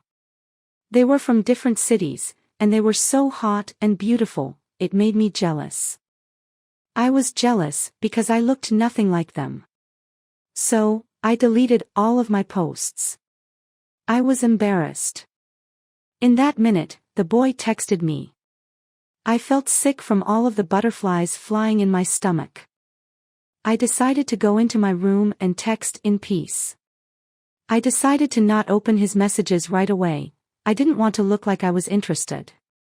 But I couldn't resist any longer. He had said, "Why did you delete your posts?" I was going to look at them. In my mind, I was saying, "It's fine, you can look at the photos of the hundreds of other girls that you follow." But I played cool, and that night we stayed until the morning texting nonstop. He was exactly my type, funny, sweet, and sarcastic. But, he had made my life complicated. Now I couldn't wake up late for school and go looking like a complete mess. I needed to look good. I started not staying up late at night. This way, I became an early bird. My mom and dad were curious about how I changed. But, I need to, because I see him every day at school. We saw each other, but we hadn't had the chance to talk to each other yet. I was stupid to think that a guy like him would be interested in me. Every girl drools after him. But, one day, as we were texting, he said that he wanted to go out on a date with me. I couldn't believe my eyes. But I didn't care, I said yes immediately. We have been texting for months now. It was time for us to meet. But, what was I going to wear? Will he like me? 100 questions were running through my mind. He was a year older than me, so he had a driver's license. He said that he would come by my house and pick me up. I was so stressed knowing that my mom and dad would see me. I spent hours trying to find the perfect outfit. My room once again had become a big mess. That moment Mom came in to call me to eat dinner and saw the mess. She said I couldn't go out unless I cleaned all of that. I was sweating, and I didn't have much time left. I didn't even fold my clothes, I just left them on my bed. I ran out of my house because he was already waiting outside. He was waiting for some streets away from my home, and the walk to his car was so awkward. I could see him looking at me while I was walking. I got in his car, and his perfume was everywhere, and it smelled so good. I have a weird obsession with men's perfume, and I always use my dad's. Anyways, he hugged me, and we decided to just have a ride around the city and listen to some music. I couldn't stop looking at his hands while he was driving. He was wearing a ring on his index finger. I could tell what we were vibing, and we were enjoying each other's company. He was laughing at everything I was saying. We bought some food, and we ate it in the car. We didn't realize that it had been hours since I had been out until my dad called me asking where I was. This was the end of our date. The only way to find out if the person you went on a date with likes you is if he texts you immediately that night. And that's what he did. He texted me, and the texting continued for days. I know that we weren't dating yet, but we were texting, telling him personal things I never discussed with anyone else. And there was something that I didn't like. He would always follow girls on his Instagram and like their posts, and there were times he would even comment. I didn't know how to feel. I wasn't doing what he was doing. I wasn't accepting it, but he called me on another date. But he called me on a very, very bad day. My period had just come, and my stomach was hurting so bad. My face was full of pimples. There was a big, disgusting pimple right around my lips. I didn't want him to see me that way, so I said I couldn't go out. I didn't tell him why not, obviously. But I tried to hide in school too, just so he didn't see me. I couldn't go out with him until this pimple would be gone. Seeing what kind of girls he follows, my confidence was so low. My period pimples only last some weeks, so that's alright. Just when I thought that nothing could go any wrong, I accidentally fell asleep while chewing gum one night. I didn't notice it until I woke up for school and tried to brush my hair. I tried to brush my hair, but I couldn't. Then, I saw it. The gum was on my hair. I screamed so bad, Mom came to check if I was alright. I wasn't alright. Mom said I should chop my hair. I couldn't go to school that day, and I had to go to a hairstyle and take care of it. The hairdresser laughed when she saw me, but she said some bad news. She said that the only solution for my hair was to get bangs. Bangs? But that was so 2000s, and nobody has bangs anymore. I was going crazy, but I had no other choice. I cut it, and I was looking so ugly. I cried till we arrived home, and I didn't have time to check on my phone, and I was in a crisis. But, a number called me. It was the boy that I was texting with. He said that he wanted to see me tonight since I missed school. He said that he missed me. But I couldn't go out like this. I was looking crazy. My plan was to not see him for some months, so my hair would grow a little. Weeks went by, and he called me once again. I wanted to see him because I missed him so much. But, Dad said that we will give him some money and buy some clothes when he gets paid. I needed new clothes, so I thought it would be better if I waited for more weeks. I wanted to look good. But, I noticed that he wasn't texting me as he usually did. He was cold. However, I decided to put my guard down for once in my lifetime and be the one to ask him on a date. Guess what? You will never guess this, so I will tell you myself. He said that he couldn't go out because he had got a new girlfriend. Maybe that's what I get for caring too much about how I looked.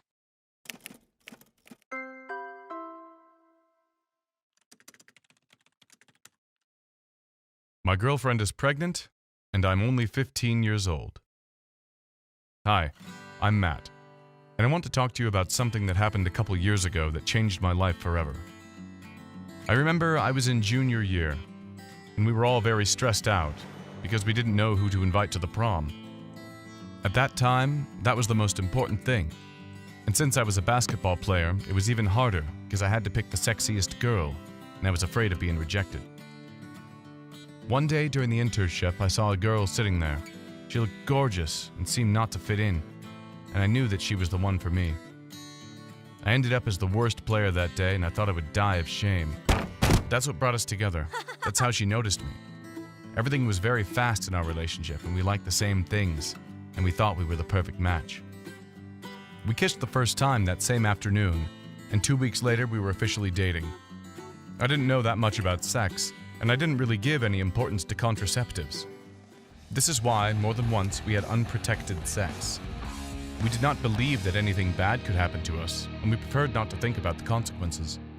Of course, that was a terrible idea. 2 months after we were together for the first time, my girlfriend called me very worried, telling me that she had a pregnancy test and that was positive. I couldn't believe it. I didn't want to believe it. At first I was very annoyed, then I got even more frightened. I wasn't prepared to be a dad. This wasn't how it should be one of the best years of my life. Things did not disappear on the next day, and I had to take care of this new situation. The hardest thing was to talk to my parents, who had a lot of plans for my life. And now all that was about to go in the garbage. Luckily, I plucked up courage and spoke to them because they immediately began to support me and no longer felt alone or lost. They explained to me all I had to do, so I finished my school year while working at night to get as much money as possible. And even though I didn't feel anything for my girlfriend, I never stopped supporting her, even when she didn't want to see me. The most troubling thing was the day she had to give birth, since this day came 2 weeks early, and I don't know if I was prepared for what was coming. All my doubts disappeared when I saw my daughter, but I realized that my life would never be the same. My classmates didn't understand my new worries, and I could no longer talk to them about the same things. I had to work and study at the same time so I could take care of my daughter, and although things did not go as expected with my girlfriend, we were good friends, with a daughter in common. Now she is my reason to become a better person every day. And although sometimes I wonder how everything would have been if this had not happened, I always think I would not change anything I have now. I grew up as a person, and now I am a good man, a good father. This was not easy for me, and I'm sure everything would have been easier if I had someone to talk to about it. That's why I invite you to subscribe to this channel and find out more stories like mine and many of us, so you won't have to feel alone.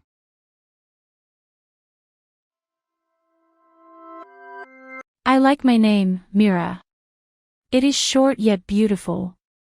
It was my mom's idea. Mom has always been creative. She is an art teacher. But, Dad, on the other hand, it's the opposite of Mom. He had worked all his life as a lawyer. They still try their best to understand each other's world. We all live together in one of the most beautiful cities, Pristina. Pristina has my heart and soul. The city makes me feel less lonely because I have all my friends here. Unfortunately, I don't have a sister, but I have 2 bigger brothers. My brothers are married, and they all live in their own houses with their wives. But, when we were younger, they made my life miserable. You know how brothers are and how they try to be protective over their sisters. I was never allowed to do anything that I wanted. I had a curfew, and it wasn't ruled by Mom and Dad. It was by my brothers. I was not allowed to wear shorts or anything that my brothers might have found provocative, but now I am almost 18-year-old. I am a grown woman who can do whatever I want. I have just started my last year of high school here in Sami Frasheri. I am almost done. Everyone says that the years of high school are the best years of your life. I can't say that it's true. I had a good time, sure, but it was nothing special. I am not going to miss anything from it, except my 2 very best friends. I will not let them run away from me. We will do our best to stay friends even after school is over. Just when I thought that I was glad that school was over, my eye caught something. A boy. A boy that goes to my school, but I had never seen him before. We met in a very weird, strange place. It was a very typical school day. I was in my class. My history teacher was telling us about a king from million years ago. Like I was interested. My mind was somewhere else. Should I nap when I get home? What should I eat? I was so bored I could easily fall asleep on my desk. I was looking out of the window, wishing I was outside. It was a beautiful, sunny day. I was looking at my phone every minute, but the clock didn't seem to move at all. I had enough. I just needed to get outside of the class, even if it was for a minute. Can I go to the bathroom, quick? I said. I went outside of the class, walking slowly so the time could go faster. I tried to go to the girls' bathroom, but the door couldn't open. I tried and tried, but nothing. No one was there to help me, it was so quiet. But, since nobody was there, I could go in the boys' bathroom, even though I am pretty sure it is even more disgusting there. But, it'd be quick. That's what I thought. I went there and opened one of the doors. It was a boy, and he was smoking a cigarette. He got scared when he saw me, he thought that I was someone else. How awkward, I told him what happened and why I was there. He said that he was bored too and handed me a cigarette. I don't even smoke, but I took it since I got nothing better to do. His name was Ronnie. I don't know if that's his full name, but that's what he said. He was so tall and had curly black hair. His smile was contagious. Weird how we hadn't seen each other before, after all those years. But, I'm glad that we met that day, I could tell that we had so much in common. That day I went home thinking and hoping that he would text me. But, I didn't know that when I'd arrive home, my life would change forever. Mom and Dad were there, waiting for me. Mom was cooking dinner, we had spaghetti that day. My favorite. Dad was already sitting at the dining table, and he was just giggling looking at me weirdly. I was too tired and hungry. I didn't give him too much attention. We all sat there and were ready to eat. They couldn't stop staring at me, so I asked what was going on. They had some news. They said they know someone whose son is looking to get into a relationship. Mom says that they are a very good family and a wealthy one. They come from Germany. Apparently, this boy had looked at my pics and liked me. But I didn't want a relationship, to get married or anything, I was too young, plus I had a new crush now. I couldn't tell them that I met someone that I might like today. I wanted to see how he at least looked, but Mom didn't have any pics. I kept saying no to Mom and Dad, but they said they had already arranged it, and it would be wrong if I didn't at least go on a date with that guy. Mom said that I should give him a chance. She said that the boy will come for the winter vacation in Kosovo in 2 weeks and will be accepting to see me. I said yes, thinking that Mom would forget all about this in 2 weeks. Those 2 weeks, I would always see Ronnie at school, and we would always share a smile and eye contact. One day, he asked me to eat lunch with him. It was just the two of us. His eyes were telling me stuff that his mouth didn't. I could see it in his eyes that he liked me. All of my friends were saying that he was into me. But, he would never text me, and he still hadn't followed me on my socials. Plus, now we will be some weeks off from school, and I will not be able to see him at all. How will I get in touch with him? I can't be the first one to text. I had almost forgotten about that boy from Germany that Mom had told me until she said that the boy had asked to meet one day.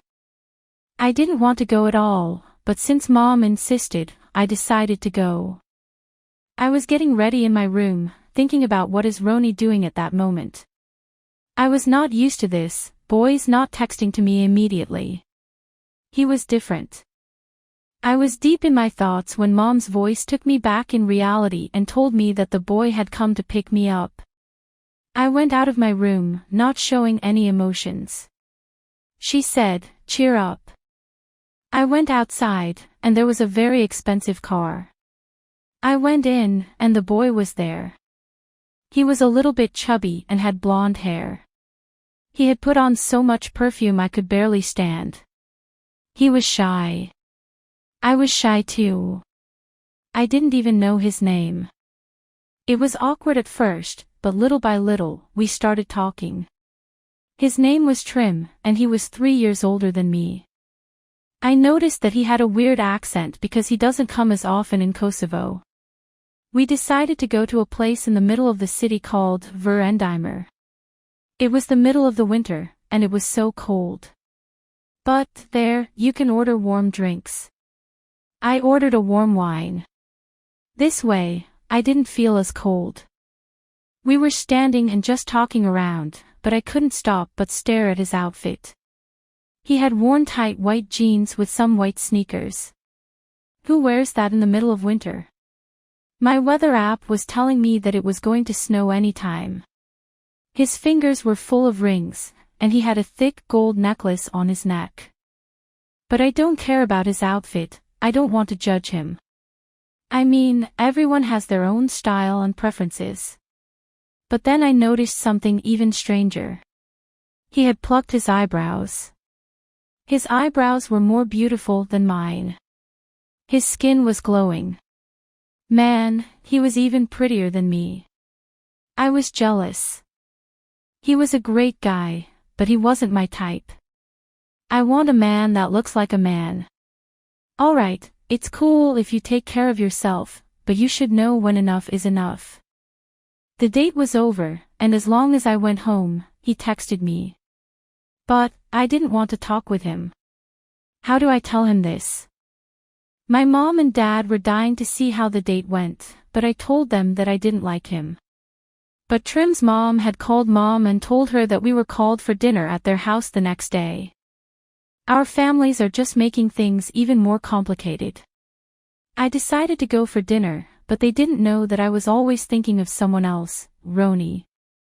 I had been stalking his profile for days now. But he doesn't post so much. I was happy that school was going to start in 2 days, this way, I'd see him more often. I was never excited about school, but now I had a reason.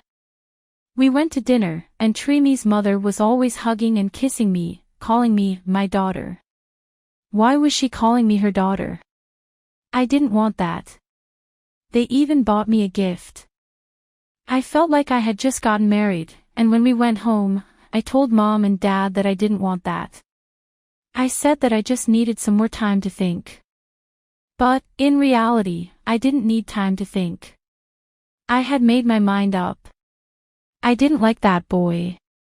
I was just waiting to go back to school, see Roni, and see if he would finally make his first move. Winter vacation was finally over, and I was happy to be back in school. I woke up early and got ready. I went to school and was searching for his face in the crowd. I didn't see him all day, then, on my lunch break, I opened my fake Instagram account to see where Roni was. He had posted a story. How exciting! I was full of curiosity, and I clicked on it within seconds. But I wish that I didn't click on it at all. He had posted a selfie, but not just any selfie. He had posted with a girl. I knew that girl. She goes to the same school as us. She was the hottest girl, and I was so jealous. Why did he post with her? Were they dating? Were they friends? I had so many questions, then suddenly I saw Roni walking with that girl. They were holding hands and enjoying each other's company. He didn't even look at me. My heart was racing so fast, and my legs were so weak. I felt like I had lost everything. I was spending my days ignoring Trimi's endless texts and, on the other hand, stalking Roni and seeing if he still was with that girl. I'd check his following every day. He had become my obsession, and I felt like I was going insane. Does it make me a bad person if I pray that my crush breaks up with his girlfriend? Why do we only want the ones that don't want us? Look at Trimi, and how crazy he was about me. But he is not what I want, and it has been days since I didn't even reply to him. My eyes were for Roni only. I'd forget about him too, but I always catch him staring at me at school. But I feel like I am wasting time. High school is over within weeks, and I will probably never see his face again. Will he ever break up with his girlfriend? I don't know. At this point, I have left all of my fate in. I had just graduated and was thinking, what is a teenager supposed to do with her life now? It had become morning, and I could tell by the birds singing. I decided to sleep some more minutes. There was nothing exciting waiting for me outside of my room anyways. All of my friends had gone on their summer vacation. But we can never have vacations. Mom and Dad are always working. I have no one to hang out with. The boy that I liked, he had started dating someone. What a shame. I had created scenarios in my mind, and I believed that we would make a perfect couple. Maybe after he breaks up with her? Who knows? Relationships barely last these days. I know I am being selfish, but this is my only hope. My eyes are wide awake. How can I sleep when I have such thoughts running through my mind? Plus, I could hear that someone was texting on my phone. I looked for my phone for some good minutes and finally found it. My room was so dark from my curtains. I can't sleep when it becomes very sunny. I took my phone and I saw that it had become noon. Mom would kill me if she found out. Luckily she is at work. What day is today? It can't be Sunday. The chat group where all of my friends are had texted and had been awake since the first hours of the mornings. They had sent hundreds of pictures of them either enjoying themselves at the beach or eating and trying new food. They were getting that perfect tan. I was jealous. What am I supposed to do during summer? Plus, I was home alone. Yes, I don't even have a sibling. Mom and Dad weren't able to have another child. Sometimes it makes me think if I am adopted, but then again, there is a video of my mom literally giving birth to me. It is beautiful, but terrifying at the same time. What a way of starting my morning. I can't think straight without my cup of coffee. So, I decided to get up. I was still in my pajamas and could barely walk. My body was aching. I had stayed all night watching my 100 TV shows. I was walking while checking my phone, and I almost stepped on my kitty. Sometimes I forget that we have a kitty. She is going to turn 5 years soon. She must have been hungry. I woke up so late. So I fed her and gave her some love. Then, it was time to feed me. I opened the fridge, and there was nothing there. Nothing that I liked. But luckily, there was an avocado, and I could still make my toast with it. I had also made my morning coffee. I opened the living room window to get some fresh air. The kitty jumped immediately. She loves to stay outside. I live in Italy countryside, and the views are crazy here. Our neighborhood is very aesthetic. But the only problem is that there isn't so much to do here.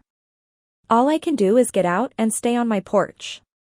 That's what I did that day, too, not knowing that my life would change forever. As I was scrolling through my phone, I came across a competition or something like that. An agency travel had posted saying that 2 lucky persons have the chance to win a free trip to Bora Bora. In case you don't know, Bora Bora is an island, and many people go there to spend their vacations. But not just any people, rich people. The deadline for applying to this competition was the day that I was reading it. They must have already chosen the 2 lucky people, I thought. But I got nothing to lose, so I applied anyway and moved on with my boring life. It was a sunny day, so I thought I'd put on my bikini and tan in our yard. Our yard can't be seen by any of our neighbors. Hours must have had gone by, and I must have fallen asleep. I woke from the sound of my mother waking me up, calling my name, Enora, you have been sunburned. I woke up, and I couldn't even touch parts of my body. Perfect. Just what I needed. We began to eat dinner, and my parents were complaining about how I was doing nothing with life. They said that I should start applying for a job and not just hang out at home all day. They don't understand that I want a job, but I haven't found the right one. I couldn't have dinner anymore, so I decided to go to my safe space, my room. There, nowhere judges me. The kitty followed me, so at least I wasn't alone. She was staring at me like she could sense that deep inside, I was sad. And what is the best thing to do when you're feeling sad? Clean. At least that's what I do. I cleaned my room, so I could somehow clean my thoughts too. I cleaned and folded my clothes, then through the window, I noticed that it had become dark. Another day had gone, just like that. I jumped into my bed. I had already had my pajamas on. I took my laptop and watched whatever I had paused the other night. I waited till I couldn't hear a noise and then went to the living room and took some snacks with me. This is a perfect night for me. This is what I enjoy the most.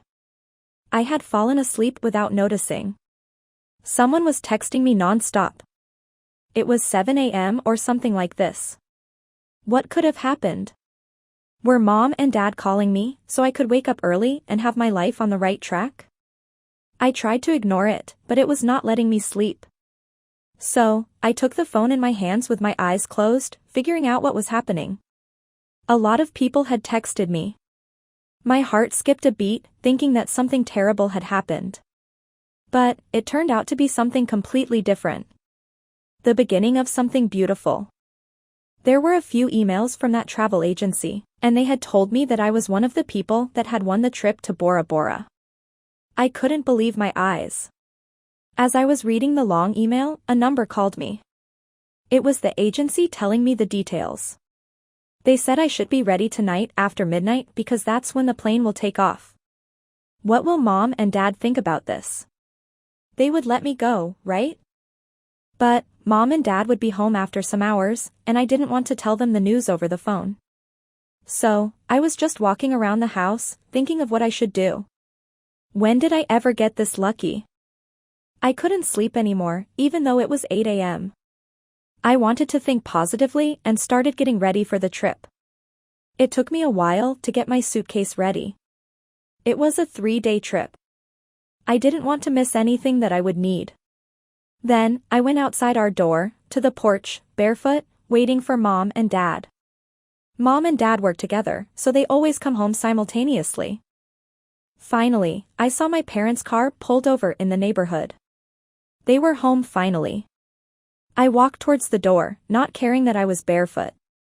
I was exciting, talking like a kid, telling them that I had won a free trip to Bora Bora. But, I didn't get the response that I was hoping for. Like every parent, even mom and dad had a million questions. Who was I gonna go with? How do we know that this was not a lie? How can you win a free trip this easily? Mom and dad said they would not let me go unless they talked to agency travel. How embarrassing. They were acting like I was a kid. But, if that's what it takes, then all right. They talked for hours with the agency, and mom and dad trusted them. So, just like that, my whole summer began to change for the better. Now I had a flight to catch. Mom and dad drove me there and made me promise that I'd be texting them every day. And just like that, I got into the plane, wondering who the other person that had also won the trip was. After some hours, I arrived where I was supposed to be. The agency said that a man would have a letter with my name and take care of the person who had won the trip and me. I got off the plane, and I immediately noticed my name on the letter. The man seemed nice and congratulated me for winning the trip. The man said that we couldn't go without the other person who had won the trip. So, we waited for some minutes. Now, the man was holding the name of a boy, Lucas. It was a very hot day, and all I wanted to do was get into a very cold pool and relax. Then, a tall, French boy of the same age as me approached us. We shared eye contact. He was the other person who had won the trip. The man from the agency called us Shamrock, saying that we were lucky for winning this and that we would have the time of our lives. We got into a car ride for about 20 minutes, till we arrived at our rooms. The boy, Lucas, seemed to be very friendly and was smiling.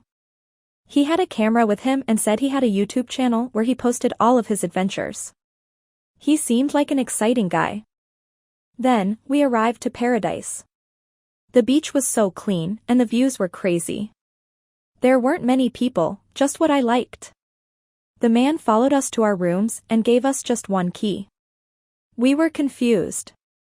Then, the man explained that the people who won the trip were supposed to sleep in the same room. The agency never mentioned this before, and we didn't know what to do. How could I share a room with a stranger in a different country? But, the boy, Lucas, made me feel safe and said that we had to grab this opportunity no matter what. He insisted that he would be the one to sleep in the bathroom. And that's how we settled it. But, besides this one problem, everything else was just alright. The room was beautiful and clean, and we got to eat in our bed. Lucas was a hilarious guy, and I could tell that we would have a great time together. He would take me pictures and tell me how to pose for my Instagram. He would always compliment me every time that he would see me. He would compliment my outfits and makeup. There were times when it was awkward. We would be in complete silence. But a girl and a boy can be friends, right? We didn't hang out together as much on the first day, but the other days differed. We used to dress up together and eat dinner, then we would always drink inside of our hotel room. We had fallen asleep together in bed, and we didn't know until we woke up. When we saw each other, we busted into laughter. But sleeping on the same bed didn't seem very odd anymore.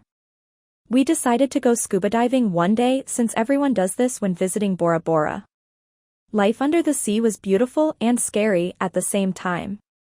We got the chance to see a lot of sea creatures. But then, we realized that it had begun to rain. We had to get out of the water. We went by a big tree and stayed there until the rain stopped. He gave me one of the shirts that he had in his handbag, and then, suddenly, Lucas came close to me and kissed me. I don't know why I didn't push him. I let him kiss me. That's when I realized that I might like Lucas. Lucas said he had wanted to kiss me since the first time he saw me. We went to our hotel room without saying a word. Why did we have to kiss when we both knew we had to fly back home the next day? Lucas lived in France, and I in Italy. There was no way how this could work. We both fell asleep thinking about this. But, unfortunately, the day for us to come back home arrived. But we have made a promise to each other. We promised that we would text and write letters to each other every day. And that's what we did. It had been months since the last time I saw Lucas, but we have always been in touch during those months. I am writing on the plane because I am on my way to France to see Lucas and meet his family. I have never been to France before, and I am very exciting. It's true when they say that love is found in the most unexpected place and times. The man that worked on the agency that called us Shamrock was right. We had become the luckiest people in the world. Mia, a 16-year-old girl living in the middle of the heart of San Diego. That's who I am. Recently, my friends and I witnessed something extraordinary and wanted to share it with whoever is reading this story. Are you ready? I have just started high school here, in the biggest fashion academy in San Diego. I feel like I can finally pursue my dreams. This is just the beginning. I have always wanted to be a fashion designer. I have always been obsessed with creating new outfits out of nowhere. Mom hates it when I make my room a mess, but she won't hate it anymore when I become a millionaire. Sometimes I just want to move out and live alone. But unfortunately, I live with Mom, Dad, and my two bigger sisters. My sisters are the opposite of me. They are not into fashion, and they don't understand my world. It's hard to share a space with people who don't understand you. But, in just a few years, I will be moving out from here. Luckily, there's someone who gets me. I have two best friends I met when I started high school. We have become close in a very short period. I feel like I have known them forever. We spend a lot of time together. Our typical day goes like this: getting ready for school, arriving at school. I never thought that I'd be excited about going to school.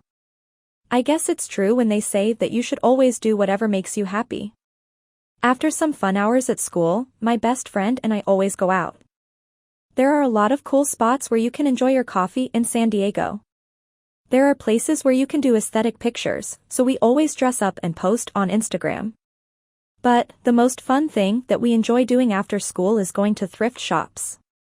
There are hundreds of thrift shops in San Diego. Every day we discover a new one.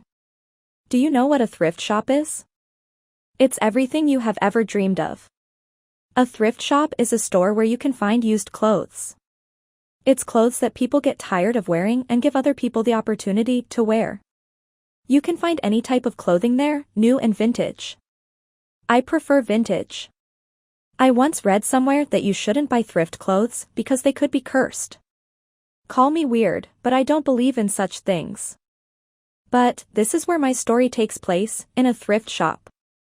My friends and I thought it would be a day like the others. Going there and spending hours trying clothes. Then, I came across an oversized, black leather jacket. Oversized clothes are very in for the moment, so I was happy to find it. I took it before anyone else grabbed it and ran to the changing room. It fitted perfectly. I looked at the price, and it was only $5. There was no way that I would go home without it. I went home and locked the door of my room. My mom hates it when I spend money in thrift shops, so nobody should know about this jacket. But I wanted to try it so bad and see what I could pair it with. And that's what I did. I had already found the perfect top and jeans to wear with the jacket. I couldn't wait to go to school the following day. I was looking for stains to determine if the jacket needed to get washed before getting worn. It looked like it was new. I was searching for the pockets. You can find a lot of stuff that people had left. There were times when I had found money. But this time, it was different. This time I had found something even more valuable than money. There was a note in the jacket pocket, and behind it, there was a picture. I took it and gave a closer look at it. There was a picture of a couple at a photo booth. They were kissing and hugging each other. They looked like they were so in love. A note said, "It was a very cold night, we could barely fit into one jacket, but we knew that our first kiss had kept us warmer than hundreds of jackets. Let's see who comes across to this note, and let's see where our love takes us after some years. Whoever is reading this, come find us." The note had a year on it, 1960, and had an address somewhere in the city that never sleeps, New York.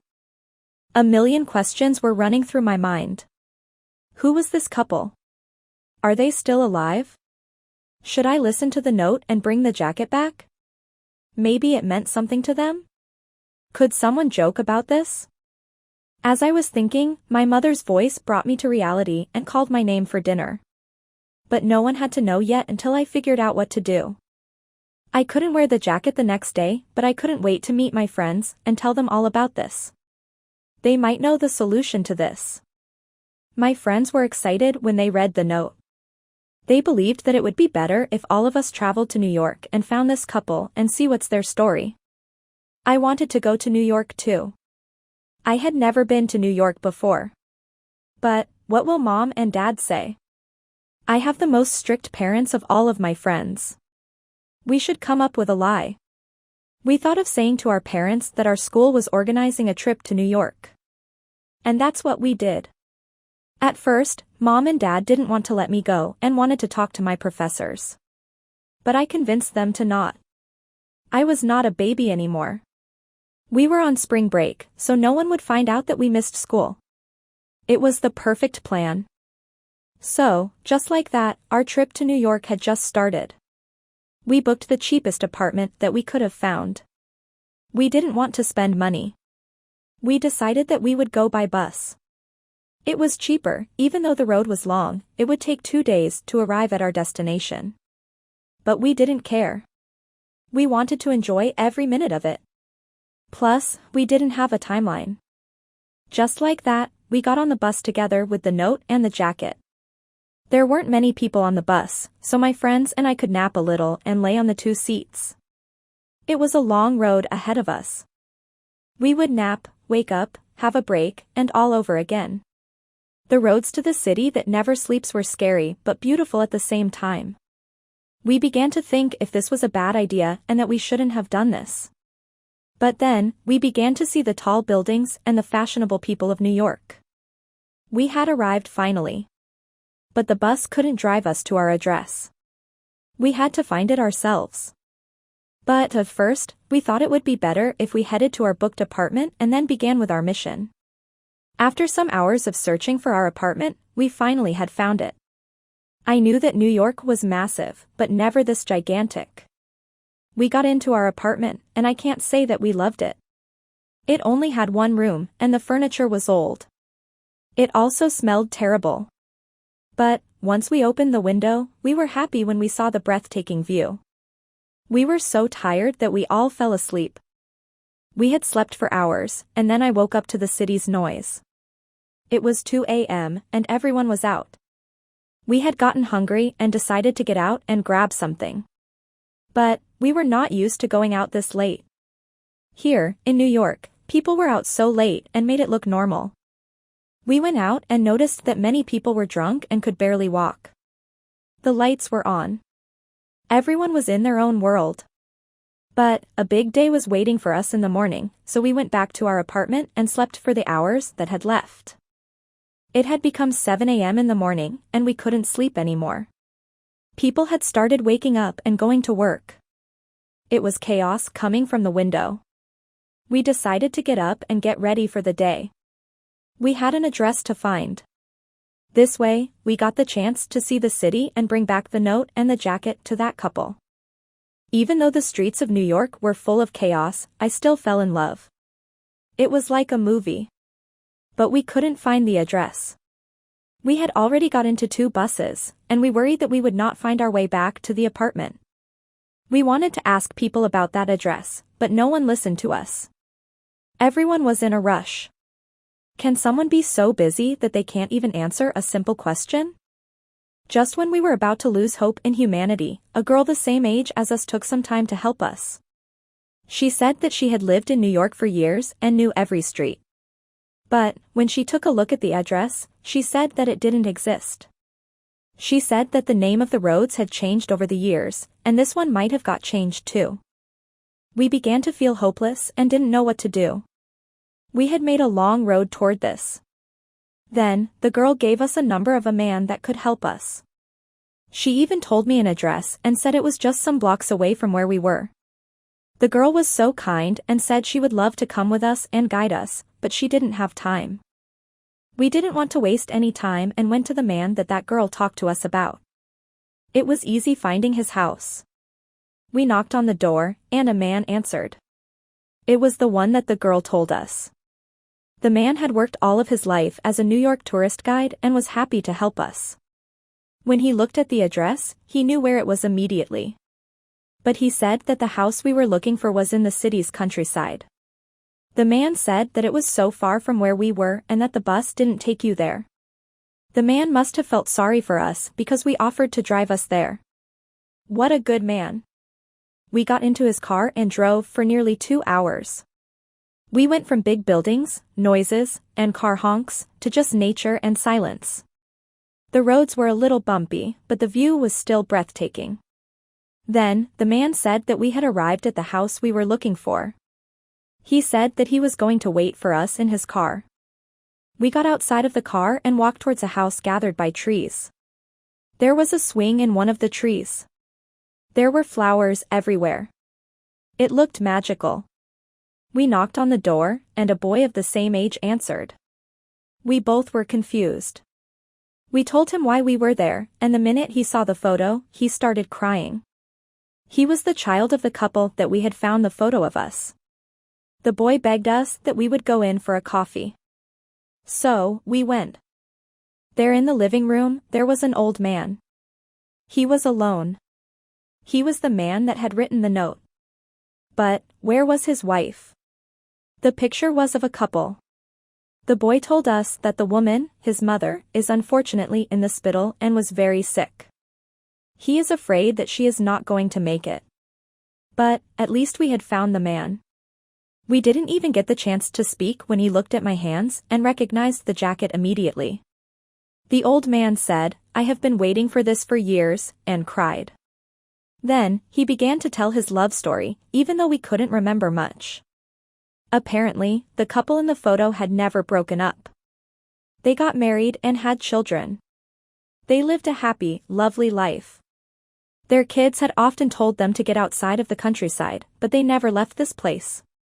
It was the place where they first kissed and got married.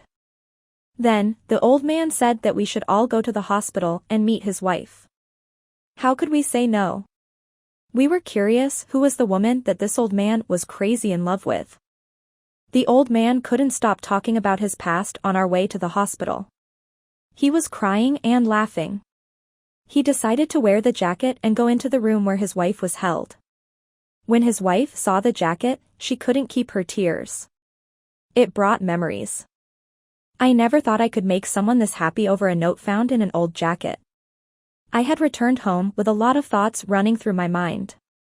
It made me realize how precious life is and that we must show love to our beloved ones because you can never know when it's their last breath. The boy who was the same age as me, the couple's boy, had taken my number, and we have been texting ever since. Is this the beginning of something new? Hi, I'm Emma, and I live in a small city where people are not too much because I love to live a low-key life, and I so much love keeping to myself. My parents complained several times about this type of attitude that I've cultivated, but that's just me. So as time goes on, they have to take me for who I am. So they already know the type of girl I am, so they always let me be at all time. I'm so much quiet and reserved. I'm not the type of person who likes games or do too much on the daily activities, but I like reading novels and watching a lot of movies, especially comedy movies, because since I already choose to keep to myself, I have to find a means of catching fun by myself. I attend a high school class where students have the choice to do what they like and want. Whenever I'm in class, I'm always reserved and quiet, always. But I do have friends who always love to force words out of my mouth whenever they are around me. I love going to school every day, if not for anything but for the sake of seeing my friends, because I will surely talk whenever I'm around them. On this beautiful morning when I got to class, I noticed a letter was dropped inside my locker, which was so unusual. I decided to open the letter after the class, but while the teacher was in class teaching, all my mind was on was the letter that was dropped inside my locker. Immediately when the teacher left the class, I opened it, and what I discovered was a love letter, which I did not know who dropped it there. I tried to pay so much attention to every guy I came in contact with in class so as to get who dropped the letter, but it was not too available. After a long period of staying in class during the break hour, my friends came to my seat to meet me, and then they all said we should go outside to get something. On our way out, some guys came our way, and trying to get our attention at first, I looked at all of them, thinking maybe it might be one of them that cultivated the habit of dropping the sticky note inside my locker. But with all their facial expressions, I don't think any of them can do such. They tried stopping us, not moving any step out of there, and all we just have to do is to comply. But all of a sudden, a teacher decided to come our way. Then immediately they noticed that the teacher was coming our way. They all left instantly, and we proceeded in getting what we wanted to go by. I told my friends about the sticky note I discovered inside my locker that morning, and they all laughed at me, saying maybe a guy has been stalking me all this while. They then said that one of us should try coming to school very early so that the guy can be caught. But that guy that dropped the sticky note is just too smart and expert. We tried for days, but we could not get the guy, so I told the ladies to forget the issue, that I'm very sure that one day he will surely reveal his identity. As time goes on, it became a regular routine. Every blessed morning when I get to my seat, I will surely find a sticky note with a love quote inside my locker. At some point, I got annoyed and frustrated, but there's no point yelling because I did not know who was doing such a thing. So I decided to stomach it, and I did not tell it to anyone. One day during school hour, a teacher at school was explaining to us a physics experiment, and he made it as a game because he wanted all the students to participate and be carried along. During this process, all students participating closed their eyes and tasted, perceived, and some liquids to tell what it is based on their taste.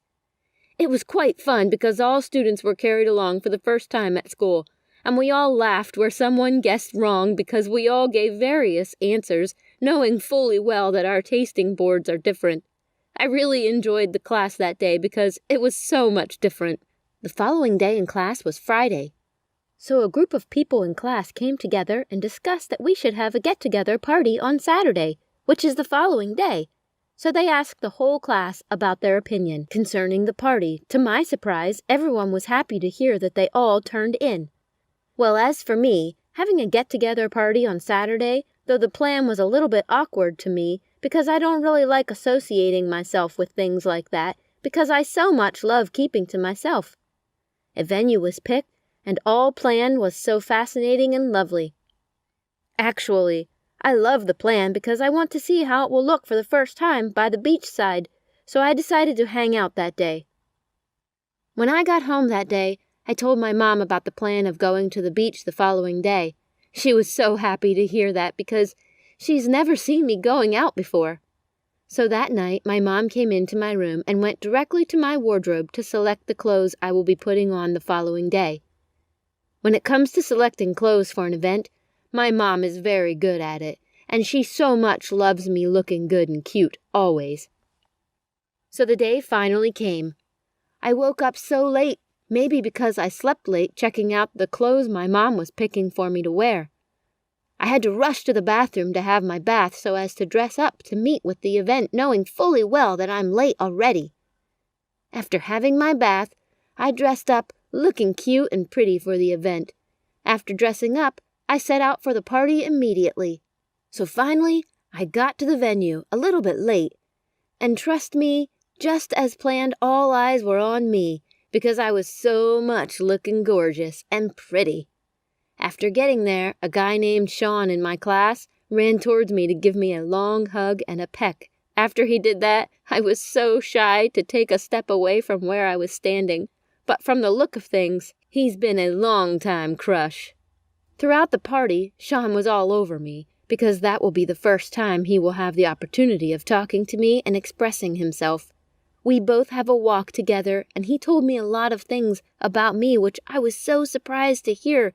Then I knew he has been the guy stalking me. Actually, Sean has been the guy dropping all those sticky notes with love quotes under my locker. At first, when he told me he was the one, I was so mad with him.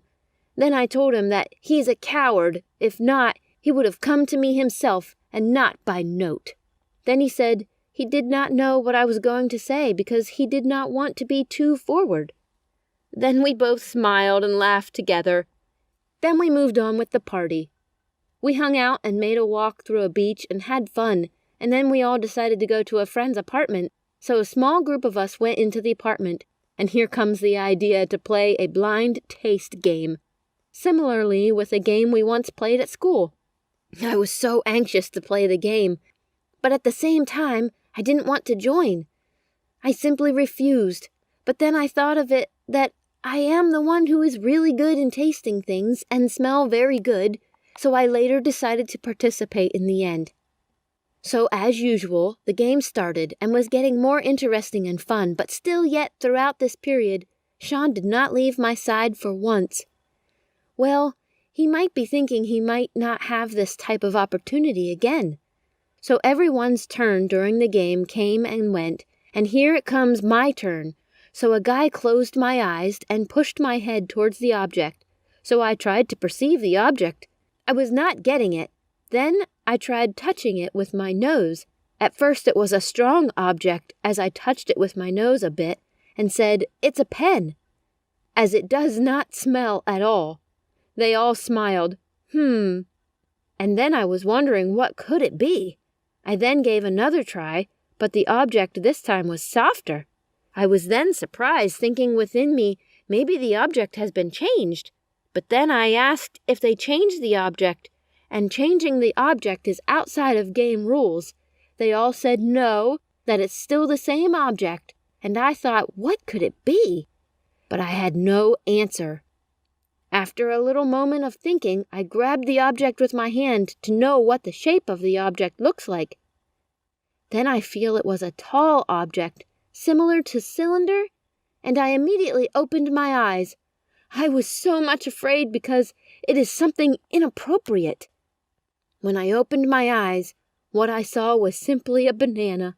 which was so different to what I felt when my eyes were closed and everyone was laughing at me. I was annoyed, and only Sean could notice it then. He came to walk me home.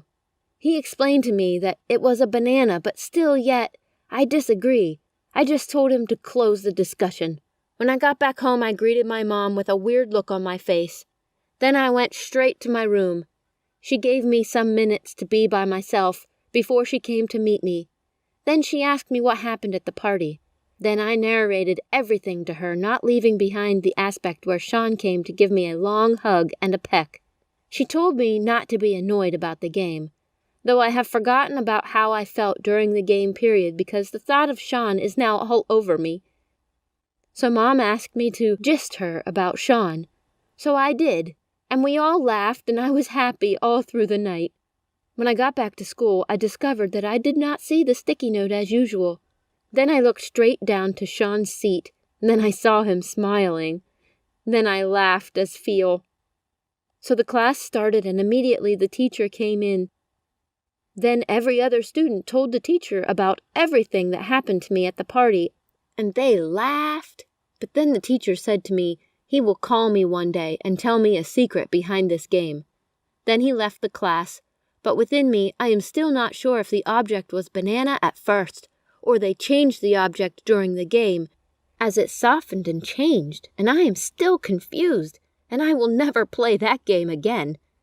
This is the reason why I didn't want to participate in the game earlier. See what it all turns out to be? Please let me know in the comments if you think they've changed the object, or am I just thinking wrong?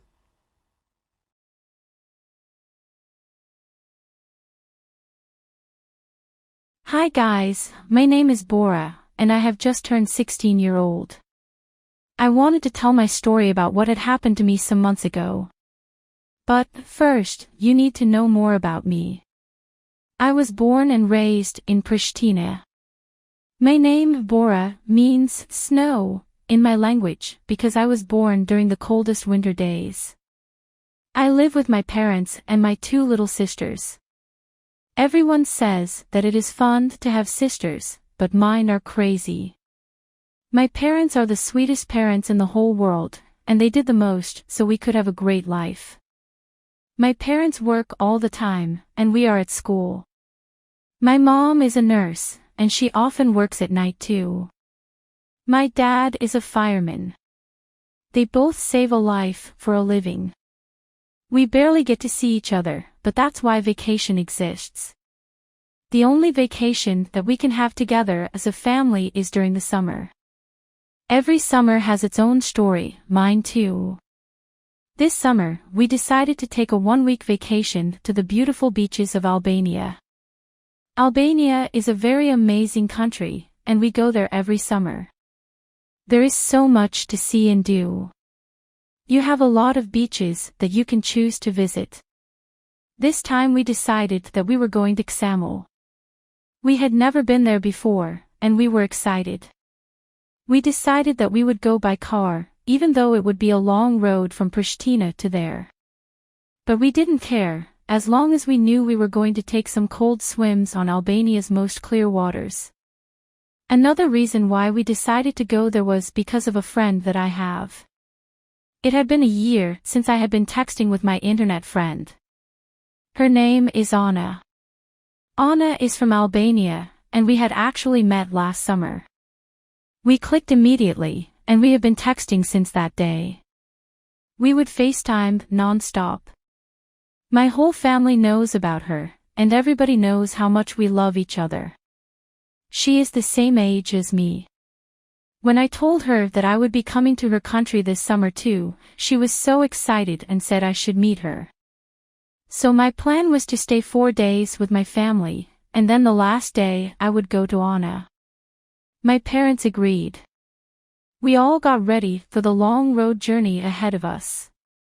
I was sitting in the back seat of our car with my 2 little sisters. As always, they were so annoying, so I put on my headphones and listened to my favorite albums the whole road. There were times when I would fall asleep. I love falling asleep while on a road trip.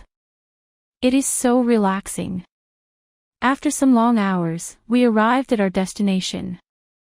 The sun was so bright, and it was a very hot day. My father was so tired from driving all day, but we girls were ready to spend some hours by the pool. I put on my favorite bikini. The weather was perfect, and there were many people there. We had so much fun on those first days of our vacation. We all needed that. But then it was time for me to go with my friend. My friend was in a different city in Albania, only some hours away. We planned that she would come and get me, but she couldn't come. I didn't want to bother my dad and mom and take hours from their vacation, so I decided to take the bus.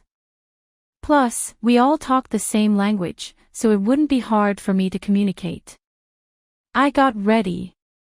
I got my sunglasses, and I wore a sundress. I got only one bag with me, and some food for the road. I was so excited because Anna said she would show me some secret beaches that Albania has, and no one knows. Some hidden gems. I went to the bus station on foot, and I already got so tired because it was so hot outside. I arrived there and saw a lot of buses. At first, I didn't know which one to get in. But then I heard some man yelling the city's name that I would be going and pointing to a bus. So I went there. I got on the bus and told Anna immediately, so then she could wait for me when I got off the bus. There was even hotter there. It was an old bus, and it smelled terrible. There was only one old couple there, and they were eating something. Something that smelled so bad, I almost puked. Anna told me that it would take me 2 hours to arrive at her city. I knew that it would be a very long, challenging road trip. The road was bumpy, and I would put my face outside the window to feel some fresh air. But the views were crazy. The mountains were huge, and the sky was so blue.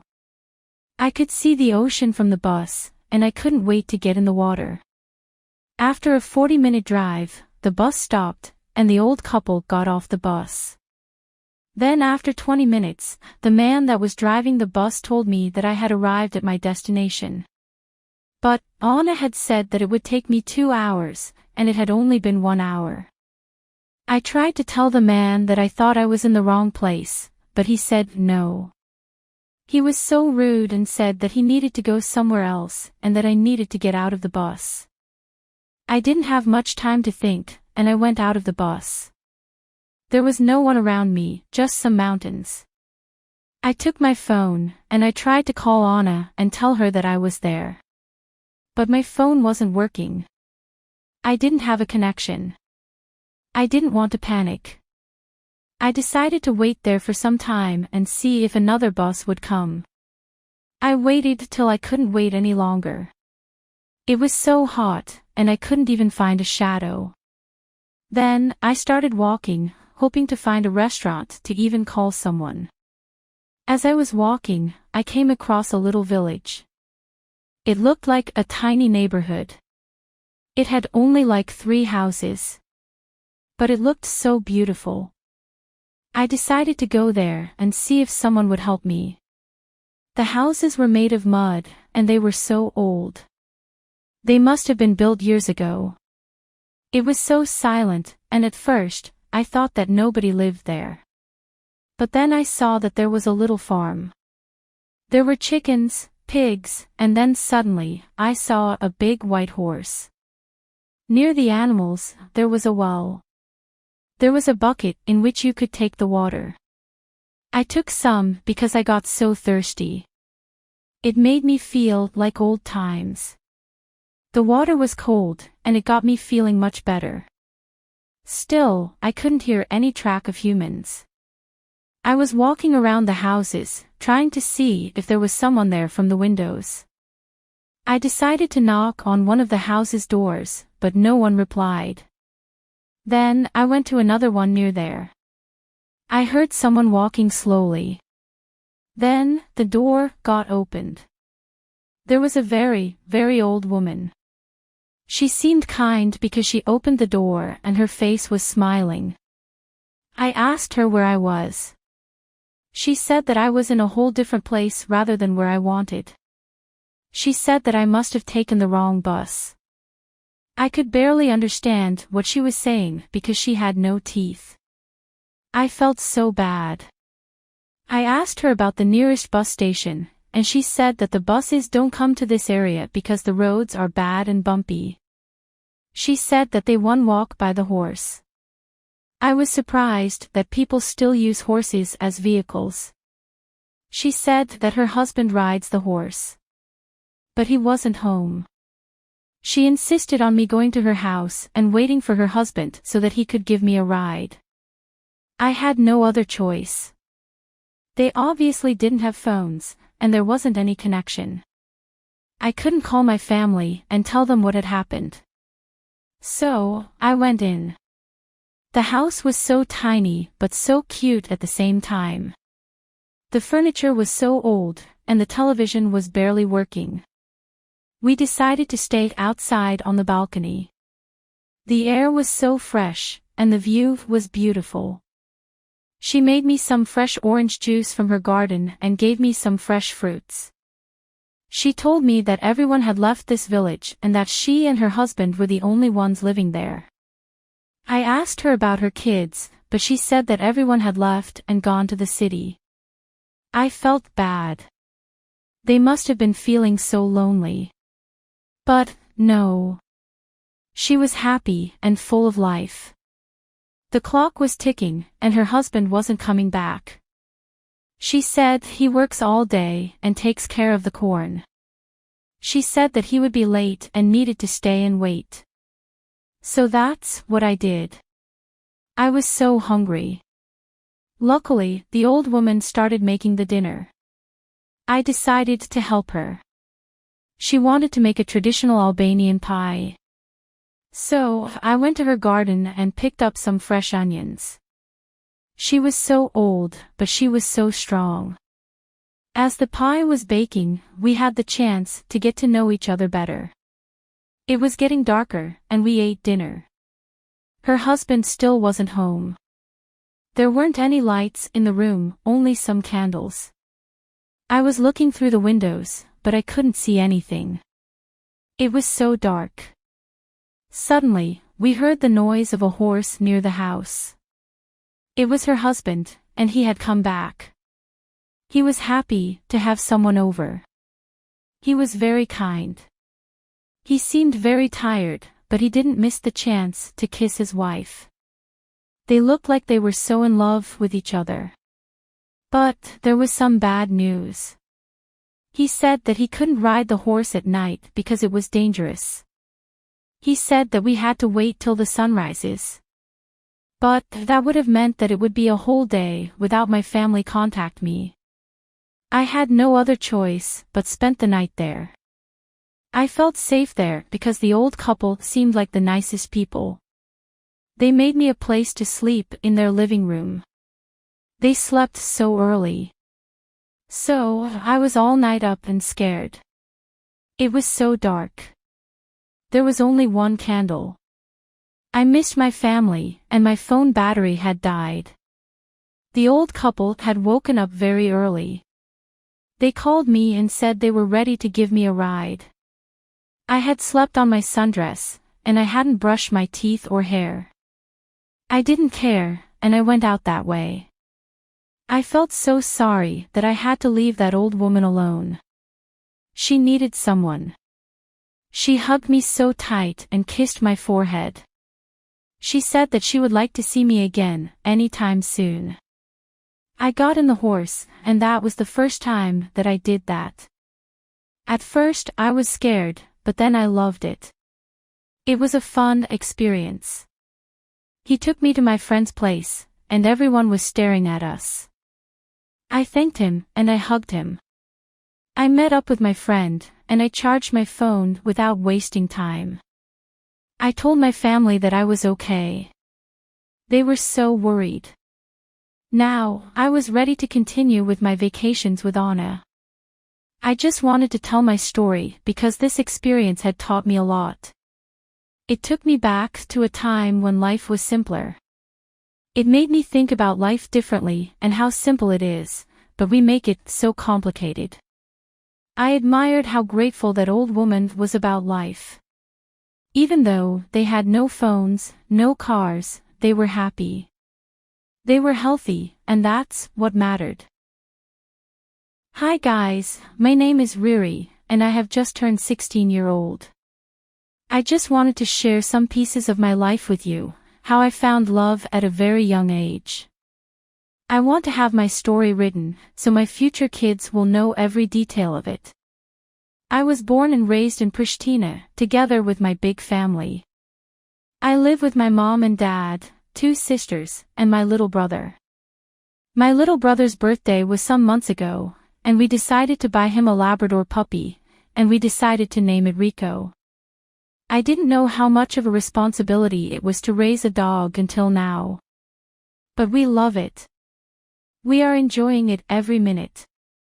This year hasn't been the greatest for us, because our grandparents have passed away from the COVID. Our home feels empty without them. But, no matter what, we should move on with our lives. And that's what we did. Days in my life are very chaotic. My parents are always working, so they aren't home all the time. My mother is a nurse, and sometimes she works during the night. My father is a waiter at a restaurant near our house. I am the second child. My bigger sister is married and has kids, but she often visits us. That means that my little sister and brother are kind of my responsibility. I love them, but sometimes they get on my nerves. They are crazy and annoying. I like having my life in control. I want my 8 hours of sleep and my healthy breakfast. I want to read my favorite book and watch my favorite series. I enjoy taking my usual evening walks with our dog. But recently I haven't had the chance to do the things that I love. It's impossible. When my grandma and grandpa were alive, it was easier for me. Because they were home all the time, and they would take care of us. I became in charge too soon. Even though I hate school and I hate waking up early, it is still my escape. My escape from everything, from my home. It's where I can be a typical 16-year-old for some hours. Because, at home, I usually cook or take care of my siblings. High school is easy for me. It is not what I accepted. I used to see all of those movies saying that it is a nightmare. But, no. It is the opposite. I have made some very great friends that I know are gonna last forever. I am a very outgoing person, so it has never been a problem for me to make friends. I have been in a very short relationship, only once. He was my first kiss, but I regret it all my life. It was so meaningless. From that moment, I promised myself that I would never get in a relationship unless I knew that it would last. Wanna know another good escape besides school? Months ago, just some blocks away from my house, a coffee shop had opened. It is the cutest coffee shop that I have ever seen. It gives me good vibes.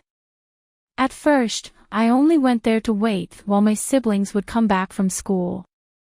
But, now, it had become my sweet little escape. I go there every day after school, on the same spot. I like to sit by the window and enjoy the view, especially when it is raining. I stay there for hours. Sometimes I lose track of time. But, it has become my second home. I would go there with friends, but most of the time, I am alone. I used to hate going places alone. It felt so weird.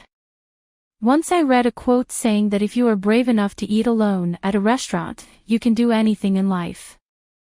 And, that's the truth.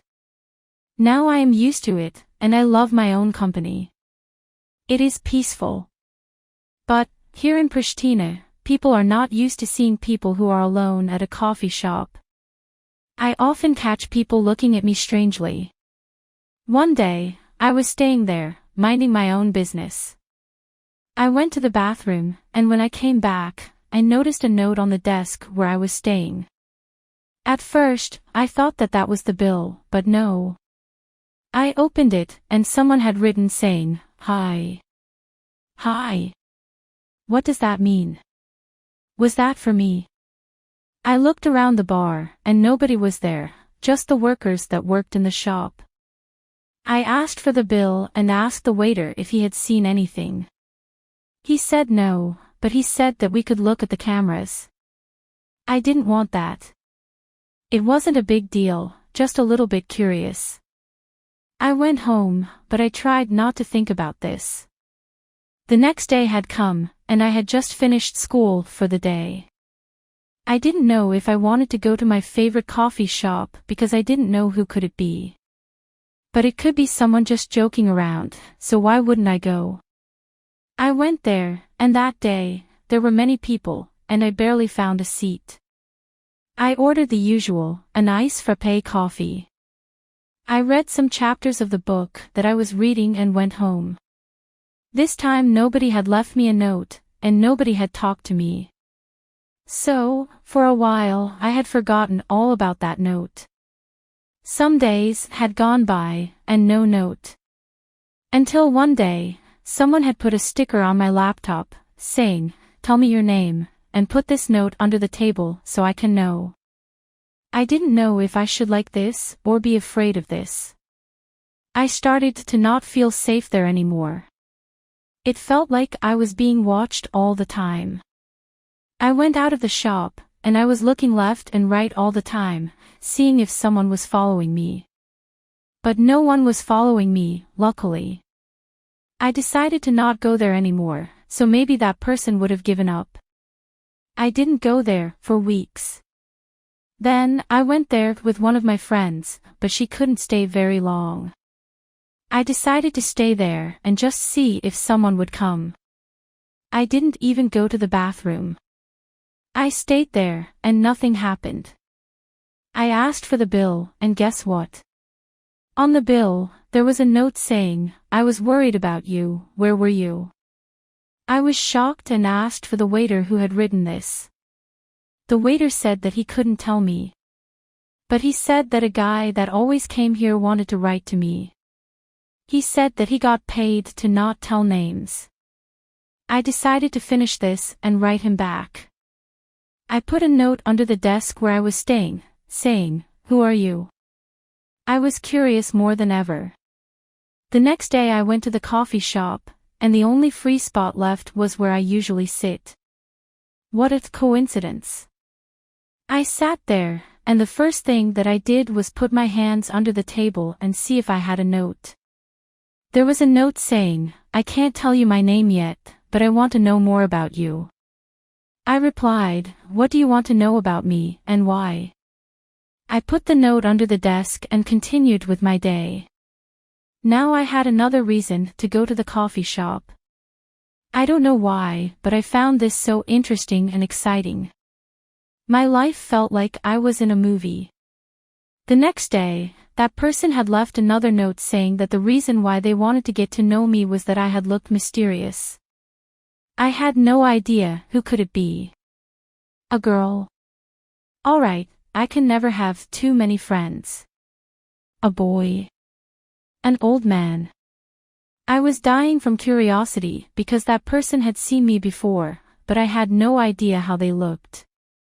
I decided to write and ask about whether it was a boy or a girl. He was a boy, but 2 years older than me. He said that his name was Ron. Days were going by, and we were passing notes every day. He seemed like a lovely person. I learned a lot about him. He was a lot like me.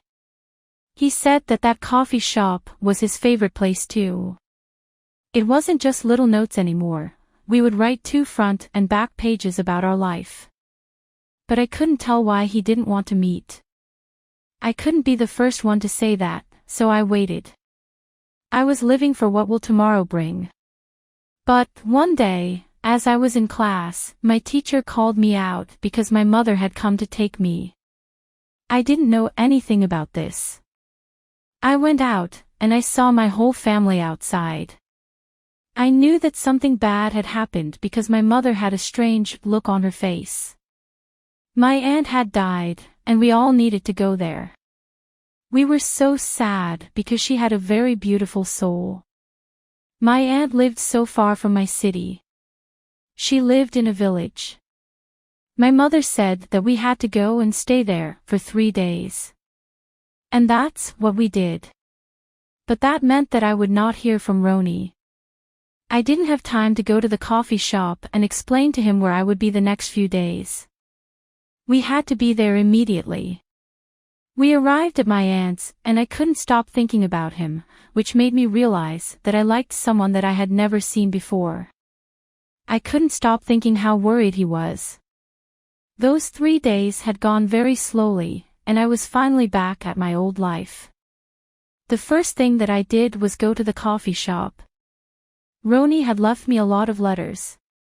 He thought that I decided to not do this anymore, and he had written a lot saying how much he missed me. I wrote him back and told him exactly what happened to me and that I was hoping to hear from him again. The next day I saw that he had written to me immediately. Months went by, and we were having so much fun communicating this way. It was so romantic. I decided to tell my friends about what was happening to me. But I didn't get the reaction that I was hoping for. They said how dumb I am and that I shouldn't have believed a word that that guy had spoken. They said that it could be someone that was playing and messing with me. They found it weird how he didn't ask me to meet up with him. It was weird, but I didn't want to admit it. The words of my friends had gotten into my mind, and I decided to write and ask him to meet. I didn't want to sound desperate, but I was curious. I went into the coffee shop, and I was scared to see what he had said. Maybe he didn't want to meet with me at all. I got in and sat in my usual place, and there was a note there. I opened it, and guess what? A note said, "Look upon your left." I looked up, and a blonde guy was smiling and waving at me awkwardly. Then, he started walking towards my table. I was so nervous because that happened all of a sudden. I wasn't ready, and my body was shaking. I didn't even have my best outfit on. He came near me, hugged me tightly, and ordered my usual. He was smiling all the time. At first, we felt kind of shy, but then everything changed. We got the chance to talk about everything, and he said that the only reason why he didn't ask to meet was that he likes taking things slow. He lived not so far from my home, but I had never seen him before. We stayed and talked there for hours, and the only thing that stopped us was the waiter telling us that the coffee shop had to get closed. He walked me home that night and gave me his number. It was our time to leave the notes behind. Now it had been a year since we are together. I love how we met, and I can't wait to see what the future holds for us. Even though we are young, we have already talked about our future. The coffee shop where we met was named Embel, which means sweet in Albanian. We talked and decided that if he had a daughter in the future, we would name her that way. Hi guys, my name is Bora, and I have just turned 16-year-old.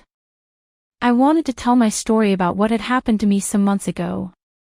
But first, you need to know more about me. I was born and raised in Pristina.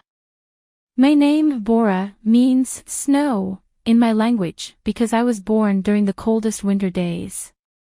I live with my parents and my 2 little sisters. Everyone says that it is fun to have sisters, but mine are crazy. My parents are the sweetest parents in the whole world, and they did the most so we could have a great life. My parents work all the time, and we are at school. My mom is a nurse, and she often works at night too. My dad is a fireman. They both save a life for a living. We barely get to see each other, but that's why vacation exists. The only vacation that we can have together as a family is during the summer. Every summer has its own story, mine too. This summer, we decided to take a one-week vacation to the beautiful beaches of Albania. Albania is a very amazing country, and we go there every summer. There is so much to see and do. You have a lot of beaches that you can choose to visit. This time we decided that we were going to Ksamil. We had never been there before, and we were excited. We decided that we would go by car, even though it would be a long road from Pristina to there. But we didn't care, as long as we knew we were going to take some cold swims on Albania's most clear waters. Another reason why we decided to go there was because of a friend that I have. It had been a year since I had been texting with my internet friend. Her name is Anna. Anna is from Albania, and we had actually met last summer. We clicked immediately, and we have been texting since that day. We would FaceTime non-stop. My whole family knows about her, and everybody knows how much we love each other. She is the same age as me. When I told her that I would be coming to her country this summer too, she was so excited and said I should meet her. So my plan was to stay 4 days with my family, and then the last day I would go to Anna. My parents agreed. We all got ready for the long road journey ahead of us. I was sitting in the back seat of our car with my 2 little sisters. As always, they were so annoying, so I put on my headphones and listened to my favorite albums the whole road. There were times when I would fall asleep. I love falling asleep while on a road trip. It is so relaxing. After some long hours, we arrived at our destination.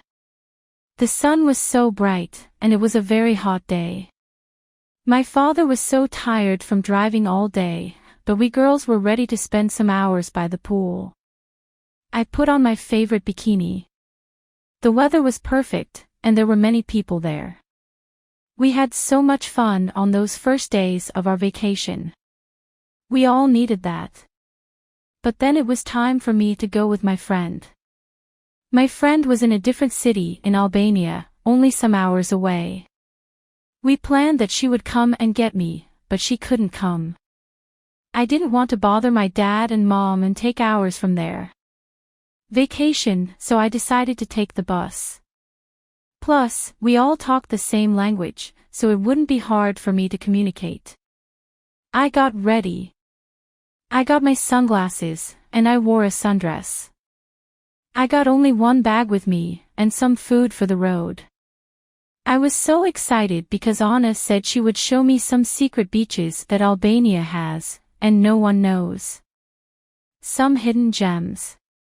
I went to the bus station on foot, and I already got so tired because it was so hot outside.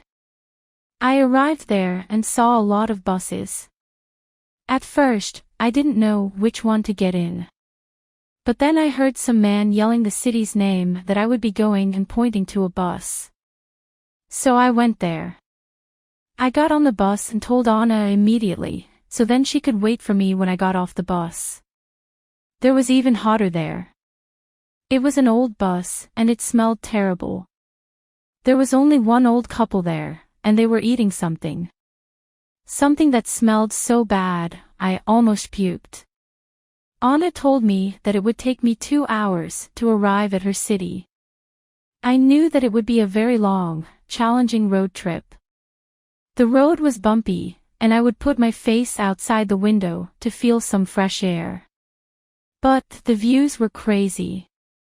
The mountains were huge, and the sky was so blue. I could see the ocean from the bus, and I couldn't wait to get in the water. After a 40-minute drive, the bus stopped, and the old couple got off the bus. Then after 20 minutes, the man that was driving the bus told me that I had arrived at my destination.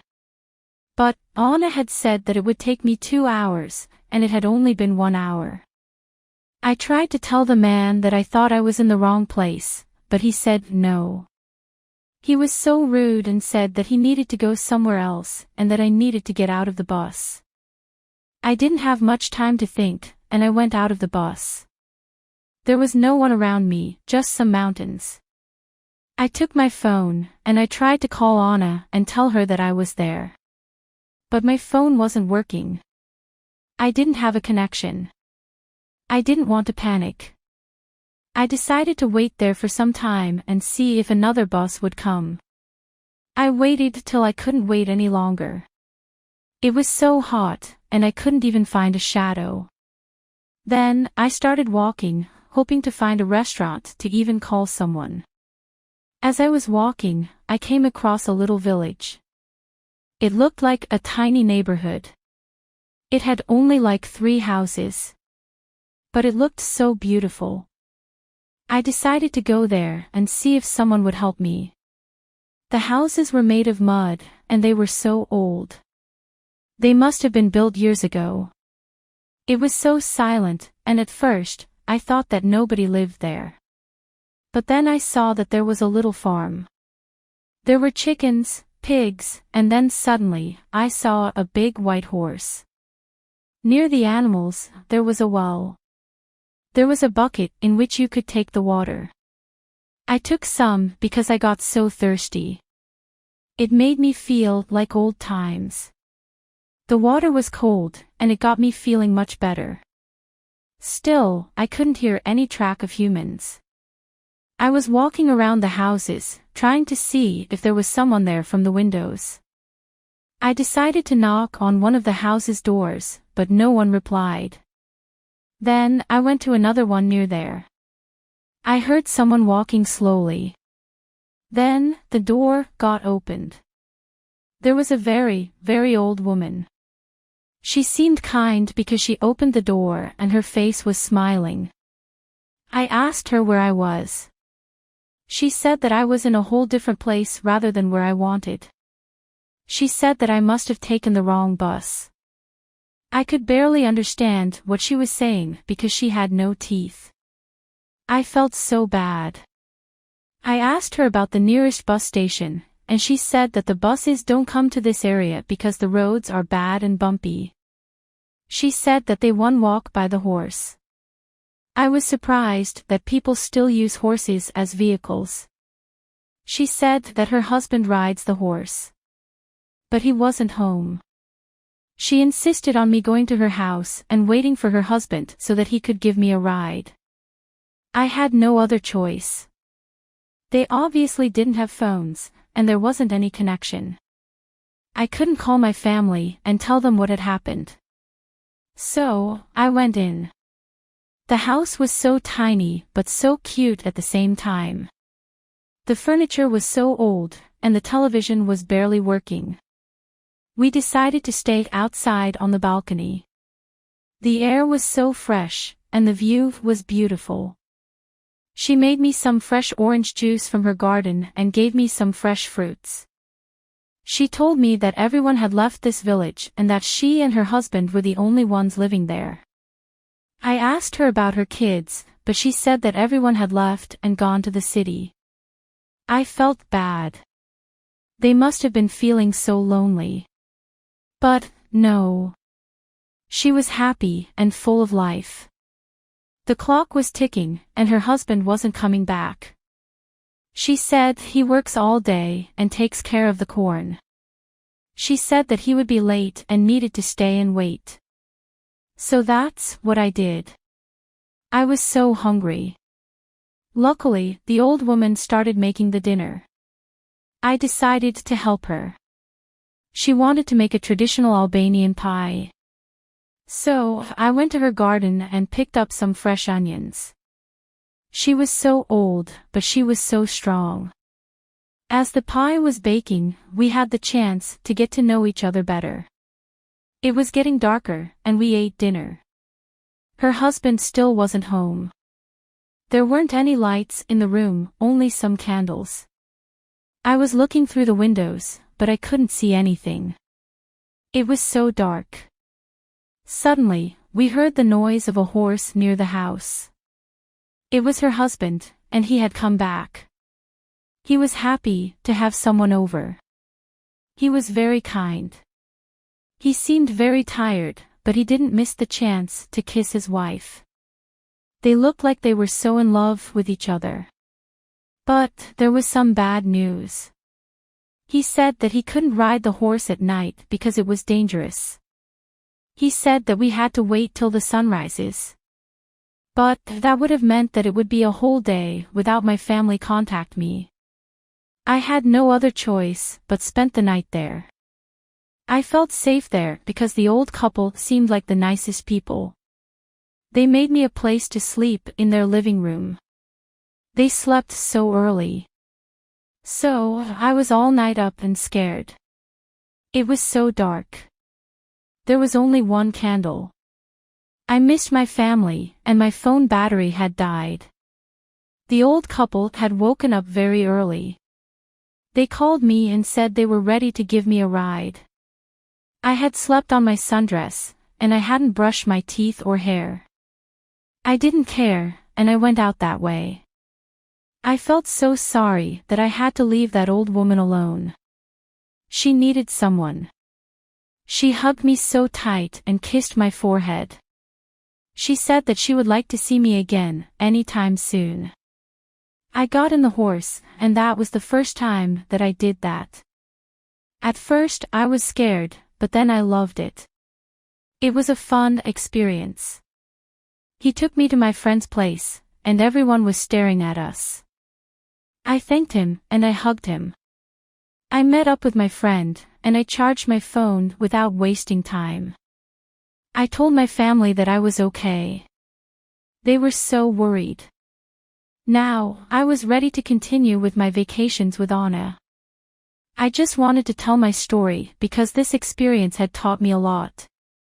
It took me back to a time when life was simpler. It made me think about life differently and how simple it is, but we make it so complicated. I admired how grateful that old woman was about life. Even though they had no phones, no cars, they were happy. They were healthy, and that's what mattered. Hi guys, my name is Riri, and I have just turned 16-year-old. I just wanted to share some pieces of my life with you, how I found love at a very young age. I want to have my story written, so my future kids will know every detail of it. I was born and raised in Pristina, together with my big family. I live with my mom and dad, 2 sisters, and my little brother.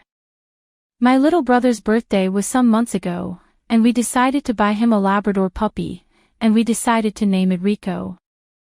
I didn't know how much of a responsibility it was to raise a dog until now. But we love it.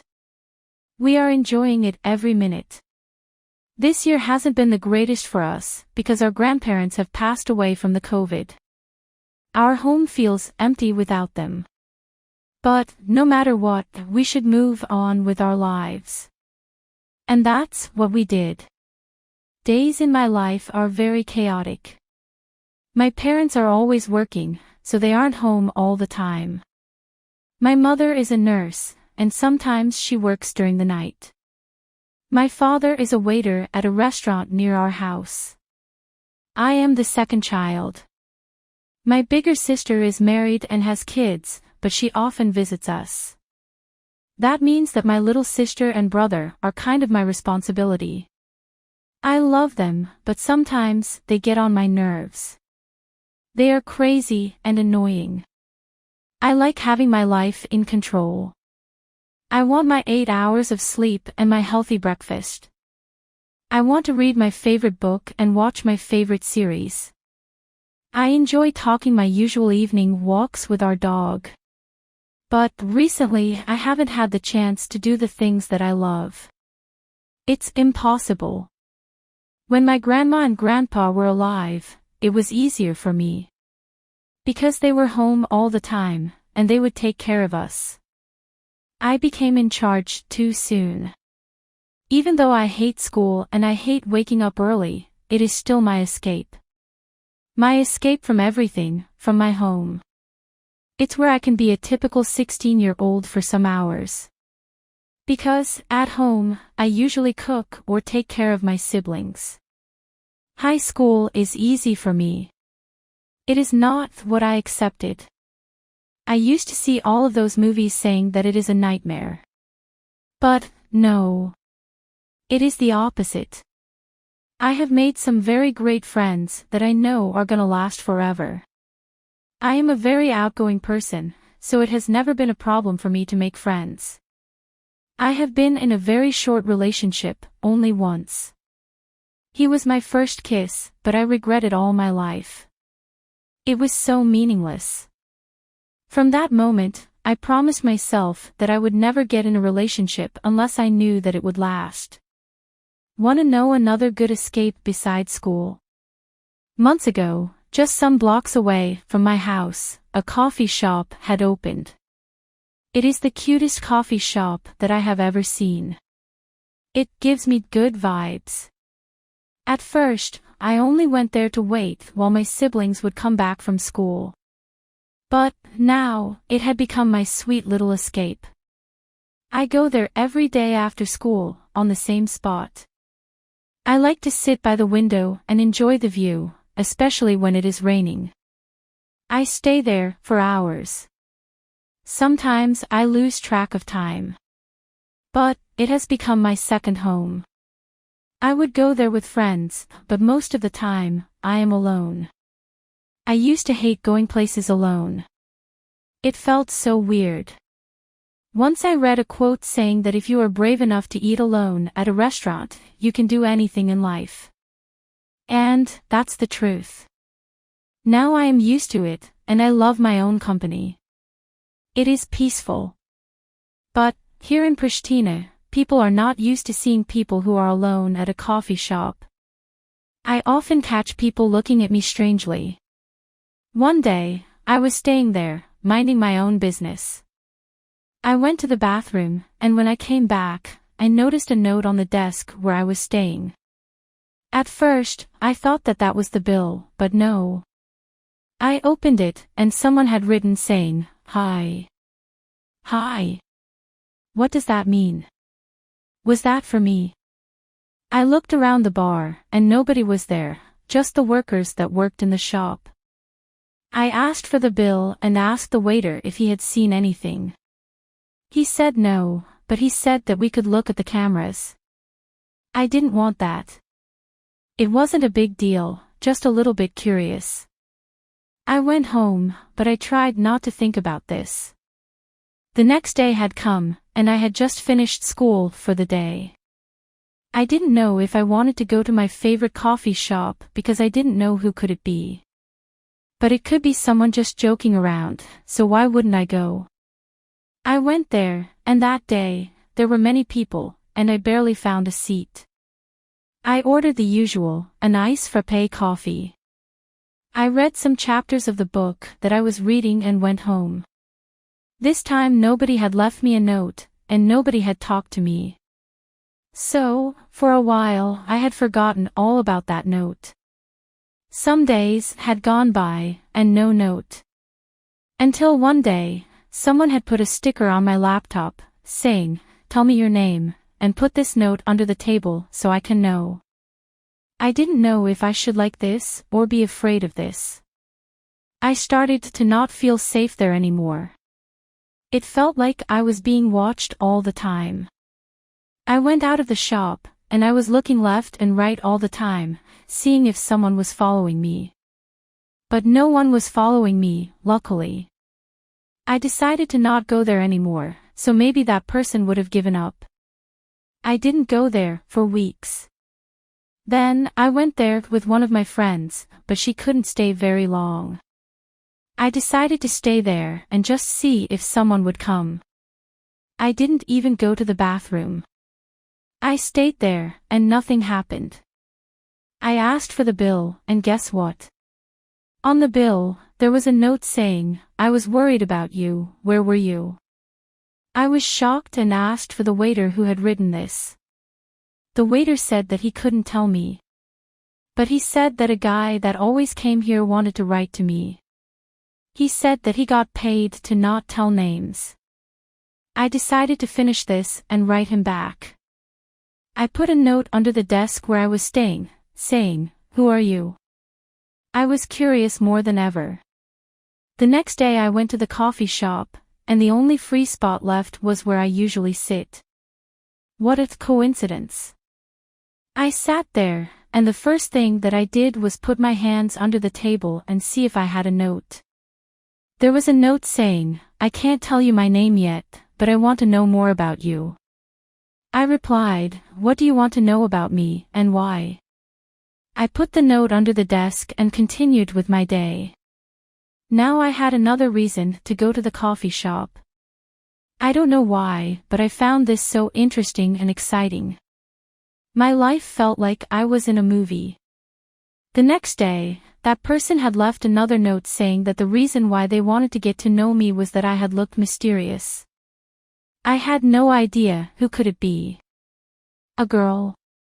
Alright, I can never have too many friends. A boy? An old man? I was dying from curiosity because that person had seen me before, but I had no idea how they looked. I decided to write and ask about whether it was a boy or a girl. He was a boy, but 2 years older than me. He said that his name was Ron. Days were going by, and we were passing notes every day. He seemed like a lovely person. I learned a lot about him. He was a lot like me. He said that that coffee shop was his favorite place too. It wasn't just little notes anymore. We would write 2 front and back pages about our life. But I couldn't tell why he didn't want to meet. I couldn't be the first one to say that, so I waited. I was living for what will tomorrow bring. But, one day, as I was in class, my teacher called me out because my mother had come to take me. I didn't know anything about this. I went out, and I saw my whole family outside. I knew that something bad had happened because my mother had a strange look on her face. My aunt had died, and we all needed to go there. We were so sad because she had a very beautiful soul. My aunt lived so far from my city. She lived in a village. My mother said that we had to go and stay there for 3 days. And that's what we did. But that meant that I would not hear from Roni. I didn't have time to go to the coffee shop and explain to him where I would be the next few days. We had to be there immediately. We arrived at my aunt's, and I couldn't stop thinking about him, which made me realize that I liked someone that I had never seen before. I couldn't stop thinking how worried he was. Those 3 days had gone very slowly, and I was finally back at my old life. The first thing that I did was go to the coffee shop. Roni had left me a lot of letters. He thought that I decided to not do this anymore, and he had written a lot saying how much he missed me. I wrote him back and told him exactly what happened to me and that I was hoping to hear from him again. The next day I saw that he had written to me immediately. Months went by, and we were having so much fun communicating this way. It was so romantic. I decided to tell my friends about what was happening to me. But I didn't get the reaction that I was hoping for. They said how dumb I am and that I shouldn't have believed a word that that guy had spoken. They said that it could be someone that was playing and messing with me. They found it weird how he didn't ask me to meet up with him. It was weird, but I didn't want to admit it. The words of my friends had gotten into my mind, and I decided to write and ask him to meet. I didn't want to sound desperate, but I was curious. I went into the coffee shop, and I was scared to see what he had said. Maybe he didn't want to meet with me at all. I got in and sat in my usual place, and there was a note there. I opened it, and guess what? A note said, "Look upon your left." I looked up, and a blonde guy was smiling and waving at me awkwardly. Then, he started walking towards my table. I was so nervous because that happened all of a sudden. I wasn't ready, and my body was shaking. I didn't even have my best outfit on. He came near me, hugged me tightly, and ordered my usual. He was smiling all the time. At first, we felt kind of shy, but then everything changed. We got the chance to talk about everything, and he said that the only reason why he didn't ask to meet was that he likes taking things slow. He lived not so far from my home, but I had never seen him before. We stayed and talked there for hours, and the only thing that stopped us was the waiter telling us that the coffee shop had to get closed. He walked me home that night and gave me his number. It was our time to leave the notes behind. Now it had been a year since we are together. I love how we met, and I can't wait to see what the future holds for us. Even though we are young, we have already talked about our future. The coffee shop where we met was named Embel, which means sweet in Albanian. We talked and decided that if he had a daughter in the future, we would name her that way.